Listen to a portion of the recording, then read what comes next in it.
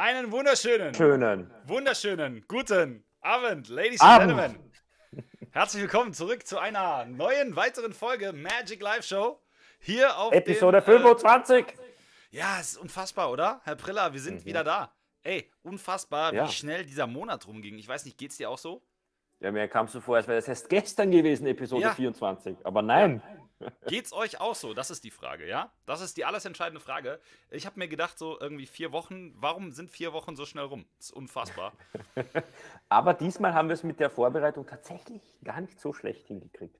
Ja, definitiv, ja. Also, ganz wichtig anzumerken, wir haben einen neuen Style jetzt am Start, ja? Wir sind jetzt mit einem neuen Branding unterwegs, so ein bisschen zumindest, farbtechnisch. Wir haben es aber nicht übertrieben, ja? Wir haben es noch so ein bisschen settled gehalten. Dezent. Genau. Einfach mal, um nicht zu übertreiben am Anfang. Leute, wir haben heute richtig dickes, fettes, volles Programm. Was soll ich da sagen? Heute ist einmal Herr der Ringe von der Zeit wahrscheinlich. Ja, einmal könnte hinkommen, ja. Nicht alle 3 Folgen, aber zumindest eine. Ja. Wir haben gleich einen Gast, ihr habt es vielleicht schon gesehen. Donnovan Mount ist heute mit bei uns dabei. Ich freue mich sehr, den schalten wir nachher dazu aus Arizona. Und zwar, Donnovan Mount ist derjenige, der Laced Up erfunden hat, im Prinzip den Schnürsenkeltrick, der in letzter Zeit so richtig geboomt ist. Den jeder kennt. Genau, den sollte eigentlich jeder kennen und ja, wer ihn nicht kennt, der hat Pech gehabt, ja. Dann haben wir heute der wird ihn heute vielleicht kennenlernen. Genau, dann werdet ihr ihn heute kennenlernen, richtig. Wir haben auf jeden Fall noch Angebote später, wir haben Reviews, wir haben einen richtig heißen Flop des Monats. Ja? Einen richtig harten Flop des Monats. Das ist richtig. Der ist sehr flop. das wird ultra nice. Und ja, auch noch ein New Release natürlich. Und noch so ein paar andere Sachen. Und Leute, ganz wichtig, wir haben auch wieder Snacks am Start, ja. Aber, der Herr Priller ist übrigens mit 2 Kameras ausgestattet. Meine sind alle oben in der Streamwohnung. Was soll ich da sagen? Ich bin ja ein Streamer im Gegensatz zu dir. Ja, das ist korrekt. Das ist wahr. Das ist wahr. Ich habe zu wenig Kameras und zu wenig Licht. Das ist mein Problem. Genau. Aber, bevor wir weiter quatschen, Leute, hier der Teaser und dann geht es ab. Bis gleich. Viel Spaß! Herzlich willkommen zu Episode 25 der Magic Live Show mit euren Lieblingshosts Marc und Lukas. In der heutigen Ausgabe werfen wir einen Blick auf Lucky Lotto von Craig Petty. Natürlich zeigen wir euch auch heute wieder den Flop des Monats, um euch vor möglichen Fehlkäufen zu bewahren. Mein Gott, nochmal, warum? Warum? Unser heutiger Stargast ist niemand Geringeres als Donnovan Mount, den wir heute live aus Arizona zuschalten. Auch er wird sich gezwungenermaßen unserem Quiz stellen und natürlich auch eure Fragen beantworten. Außerdem sagen wir euch, was wir von Richies Kartentools halten und ob dieses Produkt unsere Magic Live Show Empfehlung erhält. Und jetzt lehnt euch zurück und genießt die Show. Ab geht's!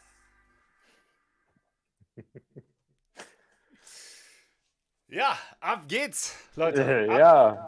Ab geht's. So sieht's aus. Richie, ich hab dich reich gemacht. Es tut mir leid. ich bin gehypt. Ich bin ultramäßig gehypt. Leute, es wird wieder eine ganz normale Magic Live Show, so wie man sie kennt, ja, aus den guten alten Zeiten. Bist du sicher? Dann müsste ich jetzt keinen Ton haben. ja, die technischen Probleme kommen noch. Leute, zu der Frage, Tobi, ganz kurz, ja, zu der Frage, die du stellst gerade. Wir haben heute Internetprobleme. Mir ist heute 4-mal schon das Internet abgekackt. So, keine Ahnung warum, ja. Ich hoffe, dass das heute nicht nochmal passiert. Von daher müssen wir einfach mal schauen. Ich auch. Falls also der Stream aus irgendeinem Grund beendet werden sollte, keine Ahnung, es gibt wieder technische Probleme scheinbar mit dem Internet. Bei Richie auch, guck mal, ja, okay. Also es war auf jeden Fall 3-mal weg oder 4-mal weg. Das ist auch der Grund, warum der Stream aktuell oben nicht läuft. Und ich habe mir gedacht, ich will mein Internet jetzt nicht überfordern mit 2 Streams parallel, ja. Habe ich mir dann einfach mal überlegt und deshalb nur einen, ja. Da ist ja der Steffen am Start. Kauft eine vernünftige Technik, genau. Kauft eine vernünftige Technik. Ja, mach das mal. Das kann nicht sein. Wie lange streamst du jetzt schon? Tobi, ich sag mal so, ne? No risk, no fun. Mein Name ist Gefahr, weißt du? So, ohne Risiko. So, jetzt mal eine ganz kurze Frage. Hört ihr Lukas doppelt? Ich hoffe nicht. Ich hoffe, dass das nicht so ist. Wir experimentieren im Moment so ein bisschen rum mit Twitch Guest-Star, ja. Es kann sein, da scheinen noch ein paar Bugs zu sein. Also, falls ihr ihn doppelt hört oder hallend hört, Echo. Das hat einen Hall. Okay, du hast einen Hall. Könnte daran liegen vielleicht, dass ich dich nicht auf Kopfhörern habe. Das wäre eine Option. Vielleicht tue ich mir einfach mal Kopfhörer auf und dann testen wir das mal schnell. Aber war das zu Beginn auch schon oder erst jetzt? Wie sieht's jetzt aus, Nach Leute? dem Teaser. Netzprobleme gibt es heute in ganz Deutschland. Oh, okay, alles klar. Ja, dann drücken wir einfach mal die Daumen und hoffen, dass die Show ohne Netzprobleme durchgeht. Das würde mich freuen. Aber habt ihr immer noch Hall bei Lukas? Das ist eine wichtige Frage. Na, dann haben wir vielleicht doch eine Folge wie früher. Jetzt gut. Jetzt ist gut? Okay, gut. Dann lag es dann tatsächlich daran an... Jetzt passt. Okay. Alles klar. Okay. Supi, dann lasse ich die Kopfhörer auf. Gut. Ausgezeichnet. Ah, sehr schön. Guck mal, haben wir doch wieder so ein bisschen technische Probleme. Das muss halt einfach sein. Ach, das gehört dazu. Das gehört zur Tradition. Tradition. Was wäre die Magic Live Show ohne technische Probleme? So ist das halt, ne? Ist aber auch nicht so einfach. Du bist in Deutschland, ich bin in Österreich, Internetprobleme, dann haben wir noch Ja. jemanden aus Amerika, ist kompliziert. Ja, es ist tatsächlich ein Kompliziert. technisch wirklich Ja. großer Aufwand.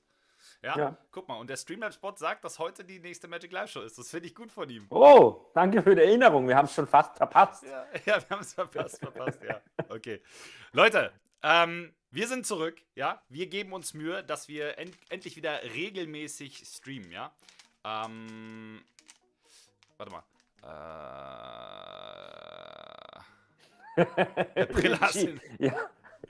Kameraakku Marc, ist hört geladen, sie ich lauter? muss ihn nur in der Werbepause. Okay, ich kann mich mal ein bisschen lauter machen. Wir haben leider das Problem. Also Lukas benutzt ein Mikrofon. Ich keine Ahnung, was das Problem ist. Ich kann ganz genau gar nichts ändern an Lukas Soundeinstellungen. Es kommt so an von ihm. Ich hab ihn klar und deutlich hier bei mir, zumindest auf dem Kopfhörer.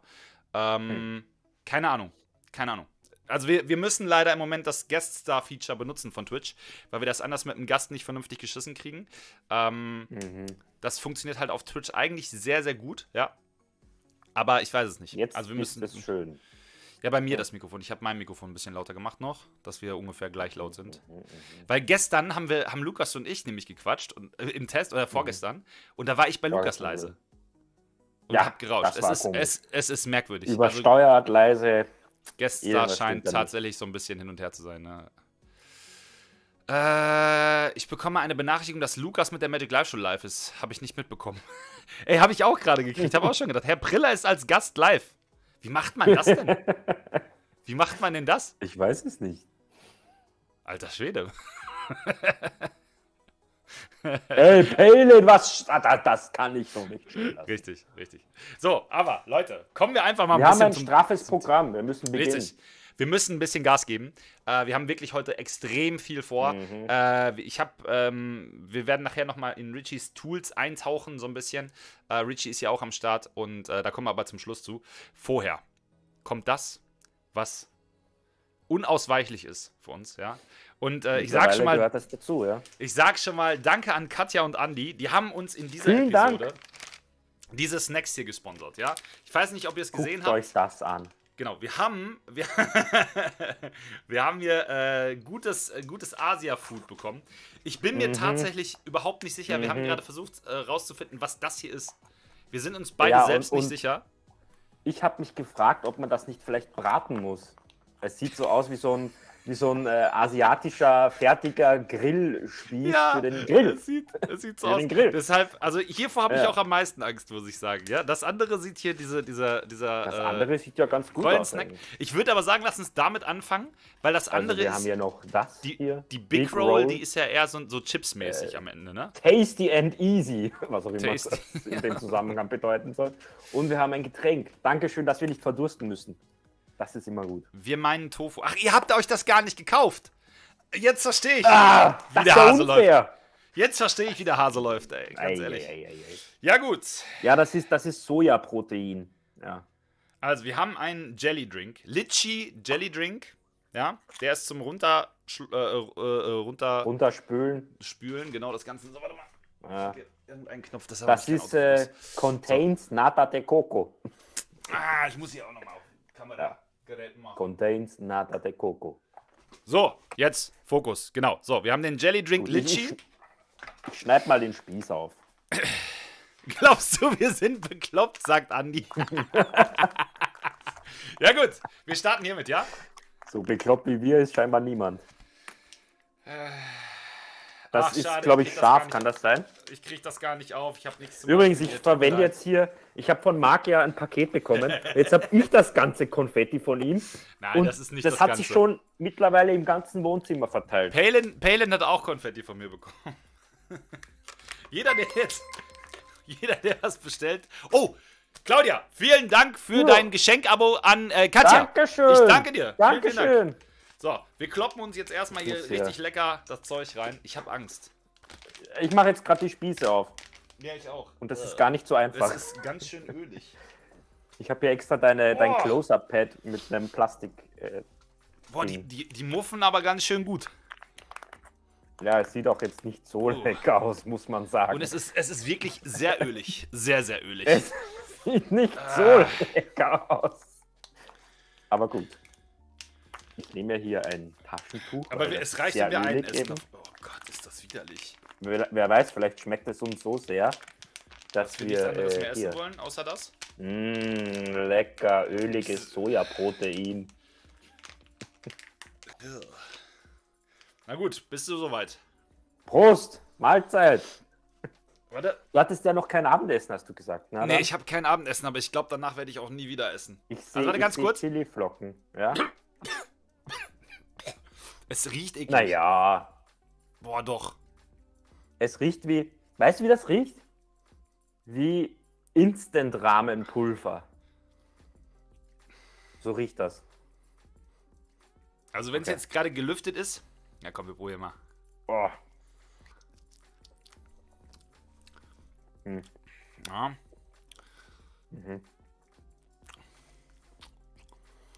Ein bisschen zäh. Ja. Ich würde sagen, Schmeckt nach gar nichts fast.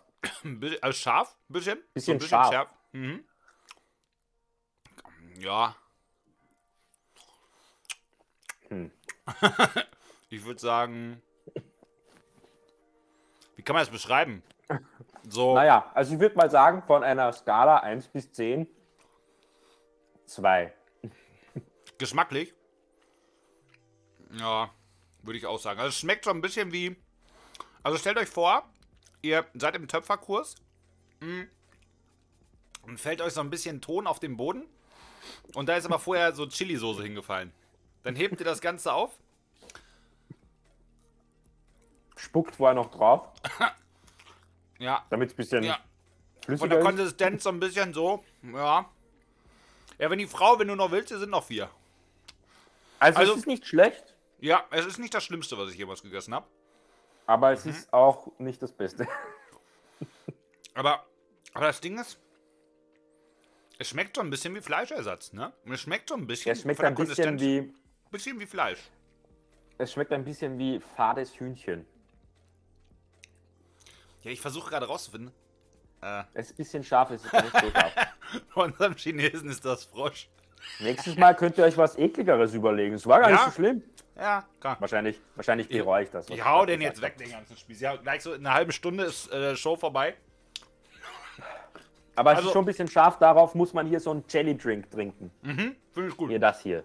Das sieht doch wunderbar aus hier mit Nata de Coco. Litchi übrigens, Litchi-Geschmack. Passt gut zum Chili Ja, rein jetzt. damit. Prost. Warte. Aber es war gar nicht, vielleicht schmeckt das tatsächlich gar nicht so schlecht, wenn man es warm macht. Möglich.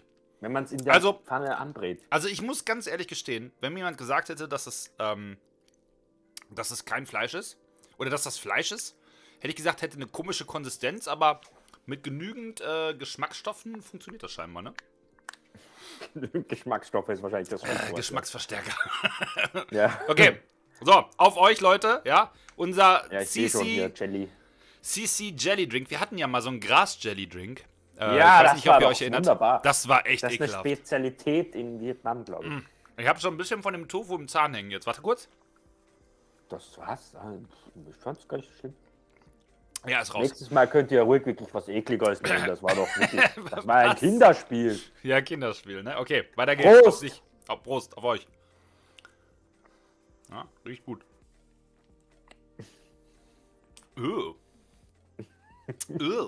Das ist eine merkwürdige Konsistenz. Also, pass auf. Warte.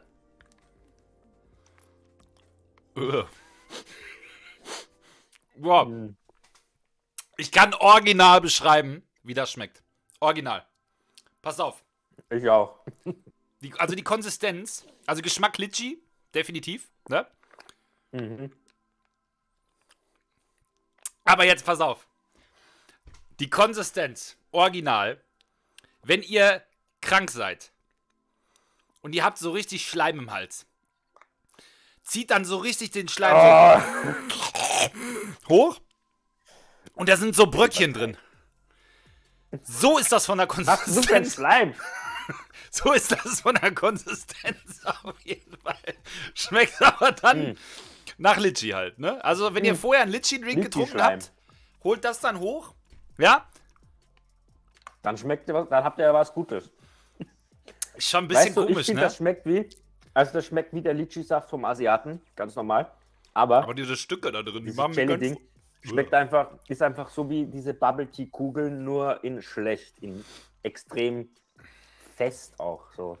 Hier, warte mal, ich kann das mal in ein Glas leeren vielleicht. Dann seht ihr die Vor allem, Konsistenz das vielleicht. Problem ist, ich habe eh immer so ein Problem mit Stücken in irgendwas, ne?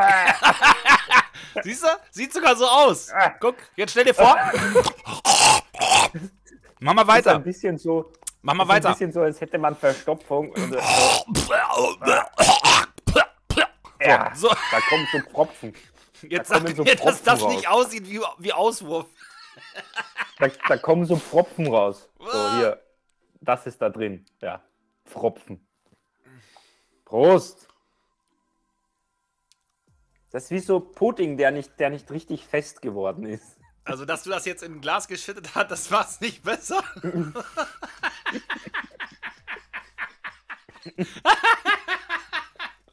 Das macht's wirklich nicht besser. Ja, richtig, Guido. Ich wollte es nicht sagen. Jetzt kann ich das nicht mehr trinken. Es tut mir leid. Timeout.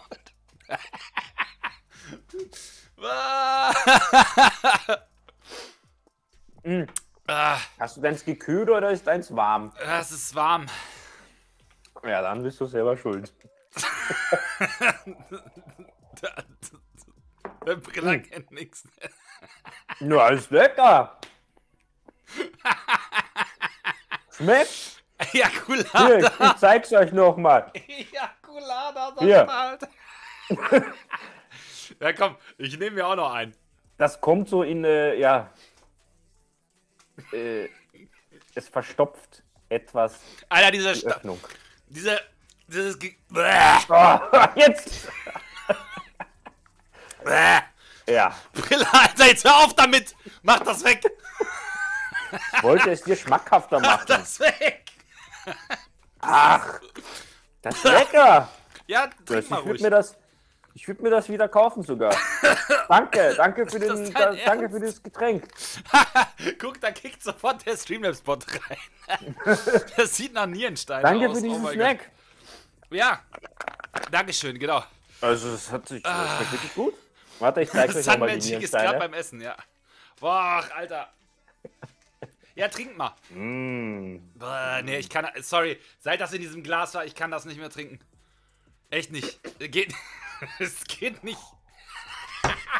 Der Priller ballert sich das voll rein. Das Getränk mit Eiswürfel. 1A. Hat sicher viel Protein. What the fuck? What the fuck passiert hier?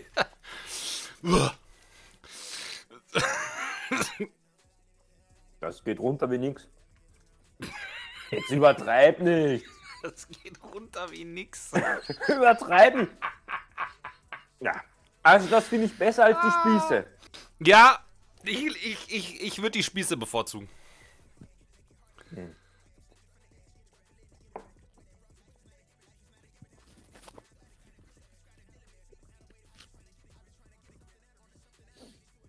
Und weg ist es. Da war nicht so viel drin. Aber war gut. Ja, gut. Okay. Danke. Ja, komm, machen wir noch den Snack hinterher, damit wir auch mal zu unseren Themen kommen heute. Ja. Ey, unser Snacktest ist auch ein Thema. Auf jeden Fall, ey, dickes Thema, ja. Also, wir essen jetzt Big Roll Grilled Seaweed Roll. Ja. Ach so, Bewertung, wir müssen noch bewerten. Ach so, bewerten. Warte Okay. mal, der Spieß. Der Spieß, also ich würde sagen, also geschmacklich ist das jetzt nicht so schlimm gewesen. Nee, Konsistenz war auch Mit okay. bisschen Chili. Ja, genau. Also ich sag mal, so eine 3 von 10. 3 Ich von sag- 10. Ich sag 2 von 10, weil man kann genauso einfach Soja essen und schmeckt genau nichts. Oder nur Chili. Aber ich glaube, wenn man sich das in die Pfanne schmeißt oder auf den Grill legt, dann könnte man aus der 2 eine 2,5 machen sogar. Vielleicht sogar eine 4 aus der 3. Ja, ich will jetzt nicht übertreiben, aber Ja, aber es dieser könnte sein.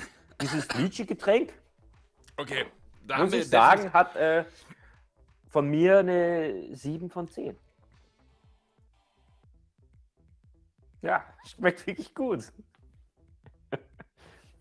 Na gut, ich mach mal unser Weed auf. Okay, also, ich gebe dem Litchi-Getränk, also geschmacklich, rein geschmacklich, ist das okay, ja? Würde ich sagen, geht easy eine, ja, da würde ich auch eine 6 geben, geschmacklich. Wow, gleich so Konsistenztechnisch ist das eine 1 Punkt, ja? Weil ich finde das konsistenzmäßig absolut abartig. Und optisch, da reden wir erst gar nicht drüber.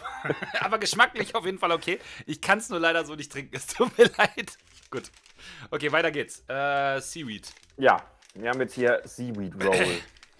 Sieht aus wie eine Seaweed Roll. Ist deine noch ganz? Weil ich hatte Angst, dass die meine zerbricht ist ganz, im ja. Paket.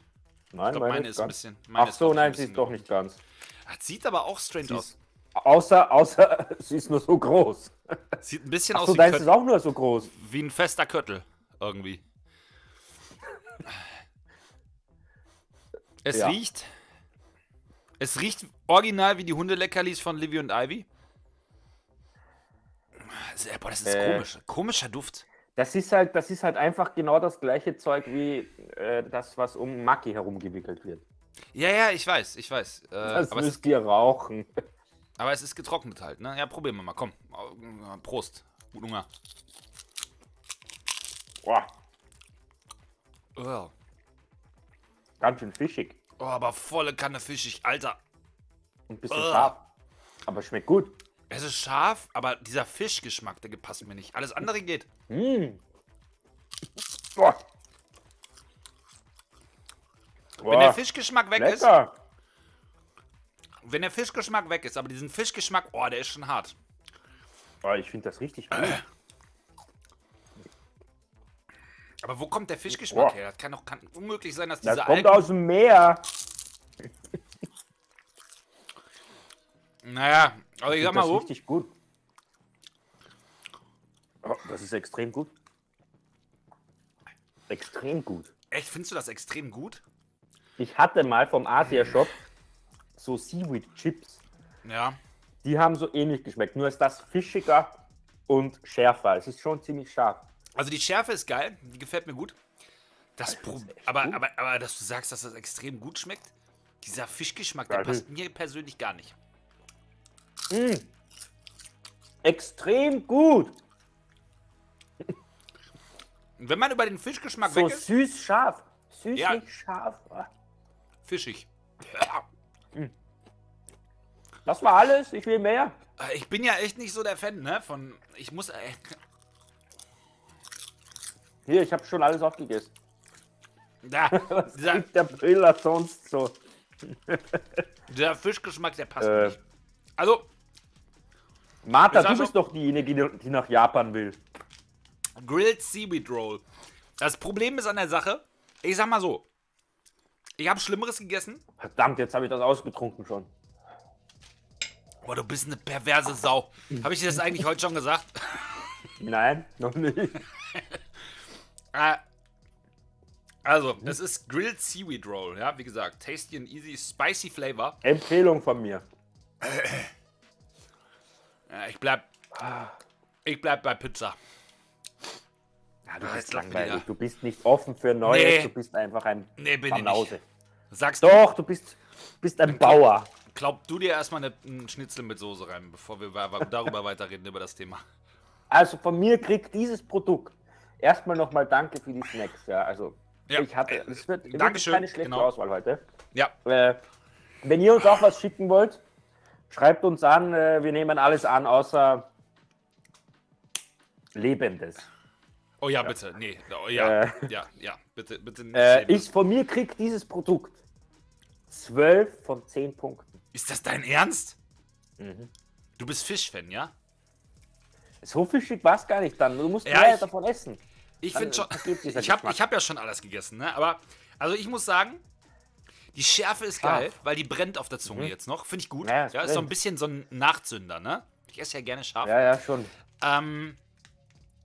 Aber, der fischige Geschmack stört mich. Also ich würde dem Ganzen so... Also ich würde es mir nicht kaufen, muss ich ganz ehrlich gestehen. So, ich gebe dem aber mal, sagen wir mal, so eine 3,5 von 10. 3,5 von 10? Ja. So schlecht? Ja, ich habe Also, ein ganz wirklich. großes Problem mit Fischgeruch und Fischgeschmack. Wenn so, kennst du dieses Surimi-Zeugs? Ja, lecker. Das schmeckt so ekelhaft nach Fisch. Und Ja, ich kann es das, soll ich ja auch kann, Fisch sein. aber das schmeckt nach gammeligem Fisch. Ja, kann da das hast du nicht vielleicht essen. Schlechtes gegessen. So, Isst du Sushi? Feierabend jetzt.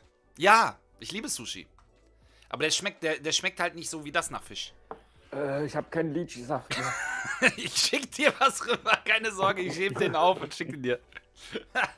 Also Ja. von mir 12 von 10. Ich kann es euch wirklich nur empfehlen. Schmeckt 1000-mal besser als jede Pringles-Sorte. Ja, schwieriger Vergleich, ne? Nein. Ja, danke Ey, schön dafür. Wenn ihr uns was Sun schicken Magic, wollt, ja, sorry. dann schickt es uns. Richtig, ja, wir nehmen gerne Spenden an. Essensspenden.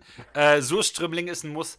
Also ich sag mal so, Gregor, ich würde das schon machen, aber das würde ich dann machen, wenn Lukas und ich vielleicht Ja. mal irgendwann gemeinschaftlich an einem Ort sind. Weil ich Ja, glaube, das, wir müssen nicht 2 Wohnungen kontaminieren damit. Das kann man sowieso nicht Indoor machen. Das machen die ja auch in Schweden nur Outdoor, glaube ich. Das trauen sich die nicht einmal Indoor. Ja, zu machen. wir Das machen geht es nicht. Indoor dann. Easy. Das ist doch nur Eiweiß mit Krabbengeschmack. Ja, das ist ja einfach halt eben zusammengepackte Das schmeckt nicht wie Krabben. Brei. Ja, und Ah, Abfälle. schmeckt nicht die, wie Krabben, aber das ist eine Spezialität in Japan. Darauf sind die echt stolz auf ihr Surimi. ja, das mag ich nicht. Hier, Sun Magic hat nichts geschrieben, machen. lebende Heuschrecke. Also lebende Nein, Heuschrecke auf keinen nein. Fall. Aber wir hatten schon mal Lollis mit Heuschrecken drin. Ja. Die haben War das nicht auch eine extremst mit muffig. Skorpion? Nein. Nee, den hatten wir noch nicht. Mehlwurm. Wir hatten Heuschrecke und Mehlwurm. Ja. Ja. Und Das schmeckt also wie Erde. das hat richtig muffig geschmeckt. So richtig bröselig muffig. Ja, Wirklich scharf. okay. Ja, geil. Lasst Danke uns nochmal, weitergehen Katja zum und nächsten Andi. Punkt. Genau, danke nochmal für Dankeschön eure für die Snacks. Spende. Und für die Snacks war deliziös. Der Lolli war epic, Wirklich. ja, genau. Am Community-Event, weiß ich nicht. Weiß ich nicht. Wenn ihr alle vergast werden wollt. Ja, die waren hart, die Lollis, ey. Gut. Haben wir den Nächster Teil für Punkt. diese Woche durch. Ey, warte, ich muss noch ganz kurz sagen, Ja, Sugarfari, wo wir ja öfter gekauft haben in der letzten Zeit, Ja. Sugarfari hat tatsächlich ausgeschrieben, dass die gerade quasi Social-Media-Menschen suchen. Wir werden das jetzt mal in Angriff nehmen. Eventuell, haltet die Augen auf, eventuell könnten wir dann eure Unterstützung so ein bisschen brauchen dafür. Weiß noch nicht, ob das überhaupt was wird. Die suchen auf jeden Fall Leute mit einer Community. Wenn das so sein sollte, benachrichtigen wir euch in den Stories. Spamt sie mal voll und schreibt ihnen, dass sie uns nehmen sollen. Richtig, genau. Einmal im Monat. Unsere Empfehlung, Magic Live Show, ihr müsst sie nehmen. Ja, beste. So, warte. Beste Show auf Twitch. So, Das bevor wir, Jelly-Zeug also, hängt mir im ja, Hals. ich hoffe, die Schärfe geht gleich weg, aber wir müssen ja irgendwie über den New Release reden, der jetzt kommt. Genau. Sugarfari heißen die, Gregor. Hier, Ja, Sugarfari. Sugarfari. So. Hab's mal reingeschrieben in den Chat. Okidoki. Weiter im Text, Leute, damit wir heute auch mal zu irgendwelchen Themen kommen, weil wir neigen ja öfter mal dazu, auch dann uns ein bisschen zu verrennen, ne? Ein bisschen zu verrennen im Thema. Das Ding ist, sobald wir mal einen Gast dabei haben, müssen wir natürlich unseren Zeitplan ein bisschen einhalten, weil der eben in Amerika sitzt und Zeitverschiebung und deshalb müssen wir gucken, dass das wir wollen ihn ja auch nicht sitzen lassen. Deswegen kommen wir jetzt zum New Release. Alright, wir switchen rüber zum New Release. Hup. Und wir gucken uns jetzt einmal gemeinschaftlich den Trailer an. Unser neues Release. Und wir haben ganz kurz als Info für euch, wir haben in dieser Kategorie eine Neuerung. Und zwar schauen wir uns selbst vorher die Trailer nicht an. Wir wissen also im Moment gerade auch nicht, was kommt. Und wir schauen jetzt gemeinschaftlich, was da so abgeht. Und ja. Ausnahme, wir gucken uns die Flop-Releases an, weil wir wollen natürlich sicherstellen, dass es auch wirklich ein Flop-Release ist. Ja, und wir haben ein richtig explizit sehr gutes Flop-Release heute. Extrem gut. Man muss aber dazu sagen, beim New Release kann es natürlich dann auch passieren, dass es ein Flop-Release wird. Aber das sehen wir uns mit euch gemeinsam an und gucken wir mal, was ihr auch davon hält. Und also zeigen wir uns mal den Trailer. Richtig. Also, Lucky Lotto von Craig Patty. 3, 2, 1, Trailer, Abfahrt, bis gleich. Which one would you like? Rose, I'm telling you, hang on, what, Rose? No, you don't want to do that, Rose, you don't want to do this, Rose. I was trying to help you. This is the winner. If you'd scratched this one off, you would have got a circle, you would have won 20 bucks. As it happens, you've lost, you didn't listen to me, and the round of applause, I think that's where it's coming right about now. Guys, this is super exciting. Welcome to Lucky Lotto, my scratch card banknote. There's no environment that this routine won't work in. And scratch cards are so organic, everybody knows what a scratch card is. So let me explain what happens in this routine. You pull out a scratch card and you explain that there's 4 squares, 3 losers, 1 winner. You tell the audience that if they get the winning square, you're going to give them 20 bucks, for example. But if they get the losing square, if they get the 3 losing squares and you're left with the winning square, then they have to give you a big round of applause. Here's the thing, it's always under your control. You are always going to be able to influence the spectator to get the winning square.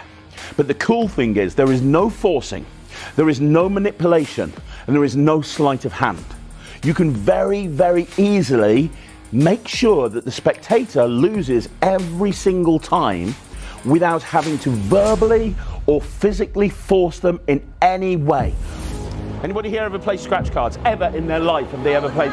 Okay, ever won really big, like or close to big? No, 500. Okay, well I got a scratch card here. Okay. Now I got to tell you, this is not one that you can get in the store. This is, my friend had these made for his company as like a promotional giveaway. And he had to pull them. The reason he had to pull them is because if you know what you're looking for, you can tell where the winning square is. Now, I know where the winning square is. You guys do not. However, this is what I'm going to try and do. We're going to play a little game. I'm going to try and influence you to get the losing squares. Now, to be clear, the winning square is a circle, the losing squares are crosses. I'm going to give 3 of you guys, 1, 2, 3, a chance to scratch off any square that you want to. If you get a winning square, so if you get the circle, I will give you 20 bucks. Okay? If, however, I can influence you so that all of you get the losing square and I get the winning square, then I keep the 20 bucks and you guys have to give me a big round of applause for being so clever and managing to influence you. How's that sound? Is that okay? That's all I want out of it. Now, to make it easy, I'm going to take my scratch card and I'm going to rip it up into 4 pieces. Like this. Because that way there's 3 goes. Now, we're going to start with you guys. You're going to have to work together as a team.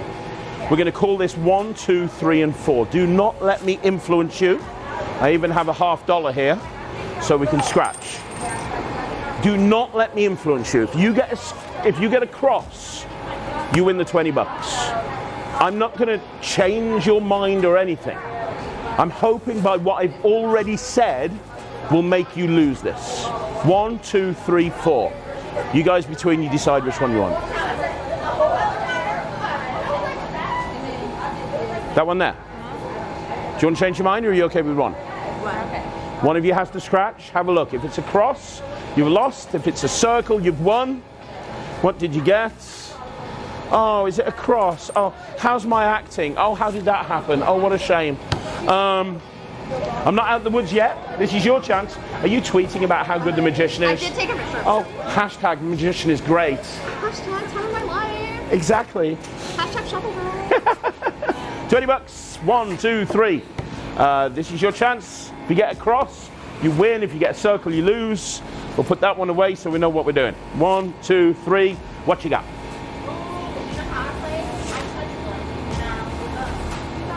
Are you sure? Positive? She's positive. She's going straight for it.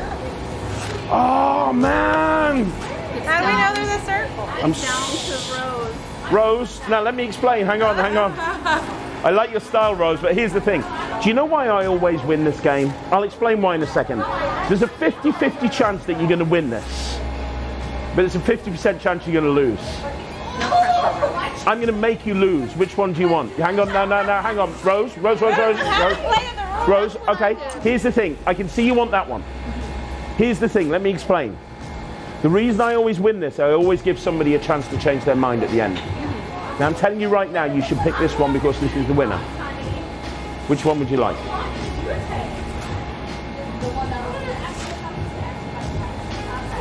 Rose, I'm a magician and I'm honest. I wouldn't lie to you.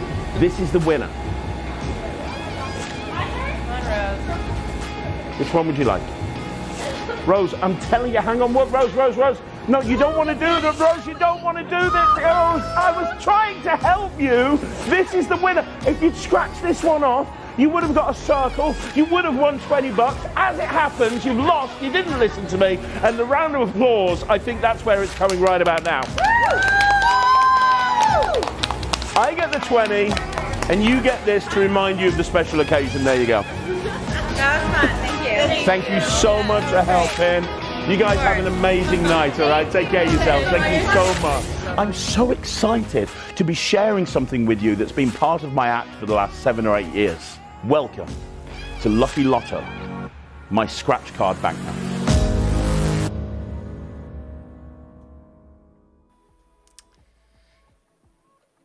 Nun gut. Das ja. war's also. Okay, wer fängt an? Naja, du lieber nicht, oder? Wir wissen ja alle, was du von Craig Petty hältst. Ja, aber ich versuche tatsächlich objektiv zu sein. Ja, das sollten wir tatsächlich tun. Sind wir sowieso immer in der Welt. Ja, genau, richtig. Aber ja, starte du bitte. Ja, also zuerst muss ich dazu sagen, ich habe es nicht gehört, was passiert ist. Ich hatte nur Bild, aber macht nichts. Okay. Macht nichts. Es ist wohl eher eine Bet als ein Trick, wirklich, oder? Also, so wie ich das jetzt gesehen habe. Also, ich erkläre es nochmal ganz kurz. Also, vielleicht, die Frage ist vielleicht nochmal für den Chat so, was haltet ihr davon? Das wäre vielleicht das allererste, was die mal sagen sollten, ne? Wollt ihr mal schon so eine Scheiße kaufen? Also, ganz kurz erklärt. Lang finde ich grundsätzlich gar nicht so verkehrt. Gerade für Close-Up finde ich persönlich ist das eigentlich immer ganz cool, wenn Effekte länger gespielt werden können, wenn du ziemlich viel mit den Zuschauern interagieren kannst. Aber es passiert halt nichts. Ja, ich glaube, du kannst es, wenn du eine gute Persönlichkeit hast, kannst du das schon als Unterhaltung auch ein bisschen, als Game verkaufen und so, ne? Ja, das Problem an der Sache ist folgendes. Und also da muss ich halt tatsächlich mal wieder ein bisschen darauf zurückkommen, was ich grundsätzlich von Craig Petty halte, so ein bisschen, ja. Aber ich versuche, wie gesagt, da objektiv zu sein. Ich kann tatsächlich bei den meisten seiner Effekte den Hype um sein Zeugs gar nicht verstehen. Gar nicht. Meiner Meinung nach ist das ganz oft irgendwie künstlich gemacht und künstlich erzeugter Hype, weil es ist einfach, also ich finde auch sein Handling ist teilweise extrem schlecht. Also ich sag mal, oder ich würde mal kurz fragen, weil wir haben ja ein paar auch Nicht-Zauberer im Chat. Wer von euch hat denn 2, 3 Sachen gesehen, wo ihr sagen würdet, okay, da ist mir was aufgefallen. Eins war relativ clever rausgecuttet und es ist halt, ja, es ist halt auch jetzt kein Meisterwerk, würde ich sagen, rein technisch. Rausgecuttet und trotzdem noch über 6 Minuten lang. Ja, genau, richtig. Ja, aber wer von euch hat es denn gesehen? Das würde mich mal gerade interessieren. Ich halte nichts davon. Also, nicht so mein also Fall. für mich wäre es nix. Ich bin jetzt nicht so der Wettentyp. Also das ist ja einfach nur eine Bett, so eine Barbett oder so, keine Ahnung. Ja, richtig. Also du kannst halt. Es ist nichts für mich. Genau, du verkaufst es halt so ein bisschen als Influence, ne? Also, dass du die Zuschauer beeinflussen kannst, Ja. dass sie tatsächlich immer nur eins nehmen. Aber ich sag's ja, also ich kann ja jetzt die Methode nicht verraten, ja? Aber es ist einfach so eine simple und offensichtliche Methode. Es ist einfach, der Priller könnte das machen. Also man braucht ja, also das sind ja auch keine Gimmicks. Das kannst du könntest das auf einem Zettel draufschreiben und einfach so machen. Können wir das nicht mach's vom Fox Magic überarbeiten lassen? Kann nur besser werden. Ja. Gute Idee, Richie, ja. Ja, und diese Scratch-Dinger, ja, ich finde die jetzt auch nicht so. Wer hat das geschrieben, dass die nicht, dass die unglaubwürdig wirken? Ja, Das weiß sehe ich. nämlich auch ein bisschen. Ja, finde ich, glaube ich, ist schon wieder fast zu viel Magicians oder Zauberer-Denken. Also meiner Wahrscheinlich. Meinung nach so ein bisschen. Weil ich glaube, wenn du die Leute unterhältst und das Ganze halt also der normale Mensch weiß ja, dass es irgendwie ein bisschen um Tricks geht, ne? So in der Regel. Ja. Da kannst du das verkaufen. Da bin ich mir relativ sicher, dass das durchgeht. Ich fand jetzt die Props an sich auch gar nicht so schlimm wie sonst. So, das war okay. Könnte ja theoretisch auch aus irgendeinem Spiel sein, wenn man vielleicht einfach das ganze Wording ein bisschen anpasst und so, ne? Könnte man das ja auch noch ein bisschen umbauen, aber ansonsten, naja. Also ich finde halt, die Methode ist sehr schwach, was aber auch eigentlich. Eine alte Methode. Ja, und es ist halt. Naja, nennen wir es beim Namen, es wird geswitcht. So. Das ist halt das Ding. Und ob das jetzt ein Release-Wert ist, hätte man auch einfach nur einen Prop verkaufen können, vielleicht. Also, weiß ich nicht. Finde ich ein bisschen schwierig. Das so Ja, man hätte einfach nur einen Prop verkaufen können und die Methode, das ist keine Methode, das ist jetzt nichts Besonderes einfach. Ja, genau. Es ist jetzt wirklich Und nichts, das Ganze kostet 39,95. Ja, das finde ich auch ein bisschen heftig. Also es geht wahrscheinlich darum, dass die Lose gedruckt werden müssen. Das wird nicht ganz günstig sein, da gehe ich jetzt einfach mal von aus. Aber es ist schon, also meiner Meinung nach ist das schon eine schwache Nummer. Also Man bekommt anscheinend 10 Stück. Also du 10 kannst Stück. es 10-mal performen und dann musst Also dir zahlst du Refill 3,90 € im Prinzip plus, ja, oder sagen wir mal 3,50 €, weil du kriegst ja bestimmt noch ein bisschen mehr davon, weil du musst ja eine Sache machen, es sei denn, egal. Aber, also ich würde mal sagen, das ist definitiv überteuert. Würde ich jetzt sagen, ohne es zu haben. Wir sehen ja jetzt gerade quasi nur das New Release. Wir haben jetzt auch den Trailer das erste Mal gesehen. Unter dem Gesichtspunkt würde ich jetzt einfach mal sagen, ist das Ding, also von mir keine Kaufempfehlung. Bewerten kann ich es nicht, dazu weiß ich zu wenig dazu. Aber das, was ich gesehen habe, da bin ich mir relativ sicher. Ich weiß nicht, was sonst noch als Trailer oder als Tutorial mit dabei ist. Aber finde ich nicht so dolle. Ich kann jetzt nichts dazu sagen, ob man es kaufen kann oder nicht. Also, es ist jetzt kein Flop-Release, so wie unser Flop-Release, aber es wäre einfach nichts für mich. Ja. Ich finde das mit den Rubbellosen grundsätzlich eine coole Sache, weil die Leute halt involviert sind und so. Also aus meiner Erfahrung kommt sowas auch immer relativ gut an, muss ich ehrlich gestehen. Aber ich Ja, ja. Rubbellose an sich sind nichts Schlechtes, aber so das finde ich einfach jetzt nicht so. Ja, ist einfach ist langweilig auch ist auch irgendwie. nicht Ja, Keine aber Claudia, ich glaube, also wenn die es schlau gemacht haben, das kann ich jetzt natürlich auch nicht bestätigen, weil ich es noch nicht gesehen habe. Wenn die es schlau gemacht haben, dann könntest du es sogar. Dann müsste das sogar gehen. Aber ich glaube, also ich bin mir nicht sicher. Ich bin mir nicht sicher, wie genau die Methode ist, aber ja. Also ich glaube einfach, mir fallen auf Anhieb mindestens 3 Methoden ein, mit denen die gleiche Nummer sehr viel cleaner und einfacher gehen würde. Und irgendwie, naja. Ja, es ist wieder eine Lösung für ein Problem, das nicht existiert. Mhm. Ja, genau. Da hast du nicht ganz unrecht. Gut, also von mir definitiv keine Kaufempfehlung. Ich würde erstmal sagen, so, wenn ihr natürlich sagt, so, oh, der Effekt ist für mich, da kann ich noch dran arbeiten, da kann ich mir noch was zu einfallen lassen. Das darf man ja auch nie ganz vergessen, ne? Also, ihr dürft nicht außer Acht lassen, so, dass nur, wenn man jetzt irgendwas sieht, was schlecht ist, auf den ersten Blick, das nicht heißt, dass nicht jemand anderer was richtig Cooles daraus machen kann. Das ist definitiv jederzeit möglich. Ja, und ne? vielleicht Also passt es auch einfach zu jemandem. Genau, Ja. aber ich fand halt, also mein Problem ist halt dieser ganze Hype, den ich nicht nachvollziehen kann, einfach mal aus mehrerlei Hinsicht. Da haben wir ja des Öfteren schon drüber geredet. Aber das soll jetzt nicht persönlich sein, sondern ich versuche da objektiv zu sein. Ein bisschen. Ein bisschen, genau. Ein bisschen persönlich darf es einfach sein. Ist Magic Live Show. Und Palin, wie du schreibst, du kriegst, also in der Beschreibung steht, dass man so viel bekommt, um 10 Performances machen zu können. Ja, es ist viel zu wenig für den Preis, meiner Meinung nach. Ja. Das ist ein $20 Produkt eigentlich, aber ja gut. Ja. Wir müssen weiter tun. Wir kommen zum Flop des Monats. Alright, Das war unser New Release. Mehr dazu. Genau. Ja, guckt es euch an. Vielleicht ist es ja wirklich was für euch. Aber ich sage euch eins: Der Flop-Release ist nichts für euch.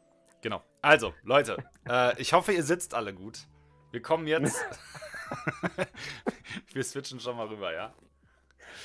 So, wir kommen jetzt zu unserem Flop-Release des Monats. Und Leute, wir haben wirklich gesucht, ja? Wir haben wirklich gesucht. Ich musste sogar für den Trailer einen Hintergrund einstellen. Ihr werdet gleich sehen, warum. Das Ganze ist wirklich schwierig. Also, wichtig ist, dass ihr jetzt gleich zuallererst mal den Sound so laut aufdreht, wie ihr könnt. Es ist nämlich extrem leise gepegelt. Genau, es ist extrem leise gepegelt. Und bitte versucht mit uns zu entziffern, um welche Art von Effekt es sich handelt. Wir reden aber gleich weiter nach dem... Eins will ich noch sagen. Ja. Der wahre, alte Magic Live Show, treue Magic Live Show Zuseher wird die gezeigte Person eventuell wiedererkennen. Aber Ja, genau. seht selbst. Genau. Seht selbst. Wir lassen das euch entscheiden. Viel Spaß. Seht selbst.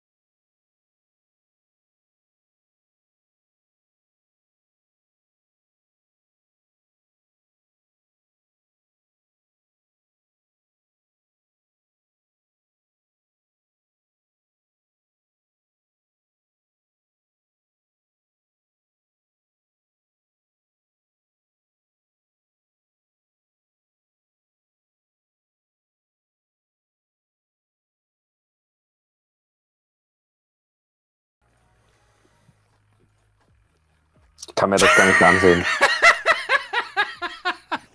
Ist es vorbei? Leute, ich habe mich schon lange nicht mehr so amüsiert. Das ist unfassbar. Oh. Ich glaube, ich habe hier gerade so ein bisschen unterm Tisch gelegen. Wer hat ihn wiedererkannt? Das ist die Frage. Wer hat ihn wiedererkannt? Ich Es ist unfassbar. Ich glaube, der wird noch öfter vorkommen in unserer Show. Bitte lass uns den mal einladen. Bitte lass uns den mal einladen. Ich weiß ja nicht. Guck mal, Mo kennt ihn noch. Ja.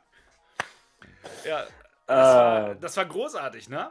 Also ich weiß gar nicht. Und jetzt, liebe Kinder, wer von euch kann uns zusammenfassen, was da passiert ist? Habt ihr auch schön aufgepasst? Also ich habe irgendwas gehört mit Hotel. Ja, und ich habe festgestellt, dass er den Hintergrund ändern kann. Das ist für mich der größte Das ist krass, Zaubertrick. ne? Genau, und dann geht es um irgendwas mit einer Zahl, auch noch, scheinbar. Und ja, schwer zu sagen, ja? Ich bin nicht sicher. Also ich kann nicht ganz rekapitulieren, was passiert ist. Ich fand aber Wie die heißt Musik der war Trick? sehr dezent. Hotels in Mind. in Mind. Wir haben den Preis nicht aufgeschrieben, aber ich glaube, das interessiert eh niemanden. Ja. Grandios, oder? Also genau so, als wir das erste Mal gesehen haben, haben Lukas und ich, glaube ich, auch unterm Tisch gelegen. Als wir auf der Suche waren nach Flop-Releases, ist uns das Ding ins Auge gesprungen. Und Es gibt wirklich viele Flop-Releases. Also wenn man sich ein bisschen durchgräbt auf Penguin oder Murphys, es gibt wirklich viele Flop-Releases. Aber das Teil ist einfach Gold wert. Also der Trailer. Grandios. Ich finde auch. Ja. Also, und warum hast du den Hintergrund angepasst? Weil es 4:3 war, noch im 4:3 Format. 4:3.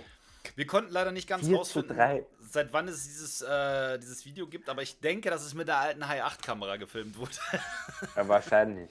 Ja, oder Super 8. Ich find's so toll. Am Anfang ist noch ein echt mutiger Hintergrund drin. Da denkt man Dann noch so, es geht, ne? Na, das dachte ich in keinem Moment. Aber ja, doch, ich dachte am Anfang es war jetzt noch kommt ein Hintergrund. richtiger Kracher. Ich war sicher, da kommt noch ein richtiger Kracher bei rum. Da war ein Hintergrund und plötzlich sieht man einfach so einen Stoffhintergrund und dann ist wieder ein Hintergrund drin. Und der Typ, der da das Opfer spielen muss, der tut mir auch leid. Also, ja, es ist, ist schon übel. Also, wie fandet ihr denn die Reaction von dem Kollegen, den ihr da gesehen habt? Also, ich fand halt, dass er schien sehr verblüfft zu sein. Ja? Ja, er schien wirklich sehr verblüfft. Meiner Meinung nach. Der Fresszettel mit der 18 war auch lustig. Ja, fand ich auch, ja. Da finde ich meine Performance vom ersten Community-Wettbewerb, wo ich Mentalmagie erläutere, deutlich besser. Ja, da hast du recht, Richie. Da hast du recht, ja. So, warte mal ganz kurz. Ja, Lukas, was hast du noch zu sagen dazu? Ich kann dazu gar nichts mehr sagen. Also, ich möchte mir jetzt eigentlich gleich im Werbespot die Augen ausspülen gehen und das Trommelfell nähen lassen. Okay, das finde ich gut. Aber sonst, ja, vielleicht ist das auch voll der gute Trick und die bringen es einfach nicht so gut rüber im Trailer. Das kann sehr gut sein, ja. Vielleicht ist es so ein Hidden Gem, so ein richtig guter Effekt, den David Copperfield in Wahrheit richtig gern kaufen wird, so, weil er so gut ist. Ist möglich. Ist auf jeden Fall was dran. Könnte schon tatsächlich sein, ja. Ich weiß nicht, ob wirklich was dran ist, aber ich werde es nie herausfinden. Du weißt es nicht, ja. So, ich muss noch... Ich wollte es mir schon fast kaufen, nur um zu gucken, wie das Tutorial ist. Grandios. Ja, finde ich gut. Finde ich auf jeden Fall gut. Ja, es ist auf jeden Fall von mir keine Kaufempfehlung. Würde ich definitiv von abraten. Aber wenn sich jemand dieses Ding kaufen möchte, lasst es uns gerne hinterher wissen, wie ihr das so fandet. Ja. Genau. Nur zur Info, das kommt am Ende nicht als Special Deal. Also keine Sorge. Nee, keine Sorge. Wir haben vernünftiges Zeug. Und übrigens auch, wenn ihr irgendein Flop-Release habt oder gefunden habt, irgendwas richtig Lustiges, Tolles, schickt es uns. Schickt es uns. Sehr, sehr gerne, ja. Sehr, sehr gerne. Naja, eins muss ich dem Herrn lassen. Die Reaction ist sicher nicht gefaked. Ja, da hast du recht, Tobi. Da hast du 100%. Aber die Reaction wurde auch einmal weggeschnitten. Ja, genau. Ey, vielleicht ist die Nummer ja sogar richtig stark im Endeffekt. Ja, weiß man nicht. Weiß man nicht. So, Gregor fragt, wie teuer. Das gucke ich noch kurz nach. Moment. Aber du kannst schon mal weiter erzählen, was jetzt passiert. Genau, also ich musste gerade noch mal ganz schnell was umdisponieren hier, unseren Werbeblock. Ich hatte das nämlich leider vertauscht mit dem zweiten, weil jetzt ja erst der Werbeblock kommt. Wir nutzen jetzt gleich, Ladies and Gentlemen, den Werbeblock, um Donovan dazu zu holen. Das heißt, danach geht es dann direkt los. Dann ist Donovan dabei. Ich sag's schon mal vorab, wenn ihr, ja, jetzt kommt was Gutes. Im Werbeblock seht ihr auf jeden Fall nochmal einen kleinen Trailer für Laced Up, also dass ihr auch nochmal seht, worum es geht, um welchen Effekt es geht. Für all diejenigen, die hinterm Mond leben. Genau, ich weiß jetzt nicht genau, in welcher Reihenfolge das gleich abgespielt wird. Schaut euch gerne Laced Up an, wenn ihr nicht wisst, wer Donovan ist. Ich schalte ihn dann während der Werbepause schon mal dazu und dann sehen wir uns gleich nach der Werbepause wieder. Oder hast du noch irgendwas zu sagen? Ja, der Preis für diesen wunderschönen indischen Effekt. $20 Retailpreis. $20. $20. Könnte man ja tatsächlich schon fast wieder drüber nachdenken, das Ding einfach mal zu kaufen, oder? Da könnten wir durchaus zusammenlegen. Da könnten wir zusammenlegen, richtig. Der Trick sieht stark aus, genau. Okay, so, dann würde ich sagen, wir springen in die Pause. Wir sind in ein paar Minütchen wieder da. Währenddessen arrangieren wir unseren Gast in die Show. Ich freue mich sehr. Und dann sehen wir uns gleich wieder. Viel Spaß in der Pause. Bis gleich.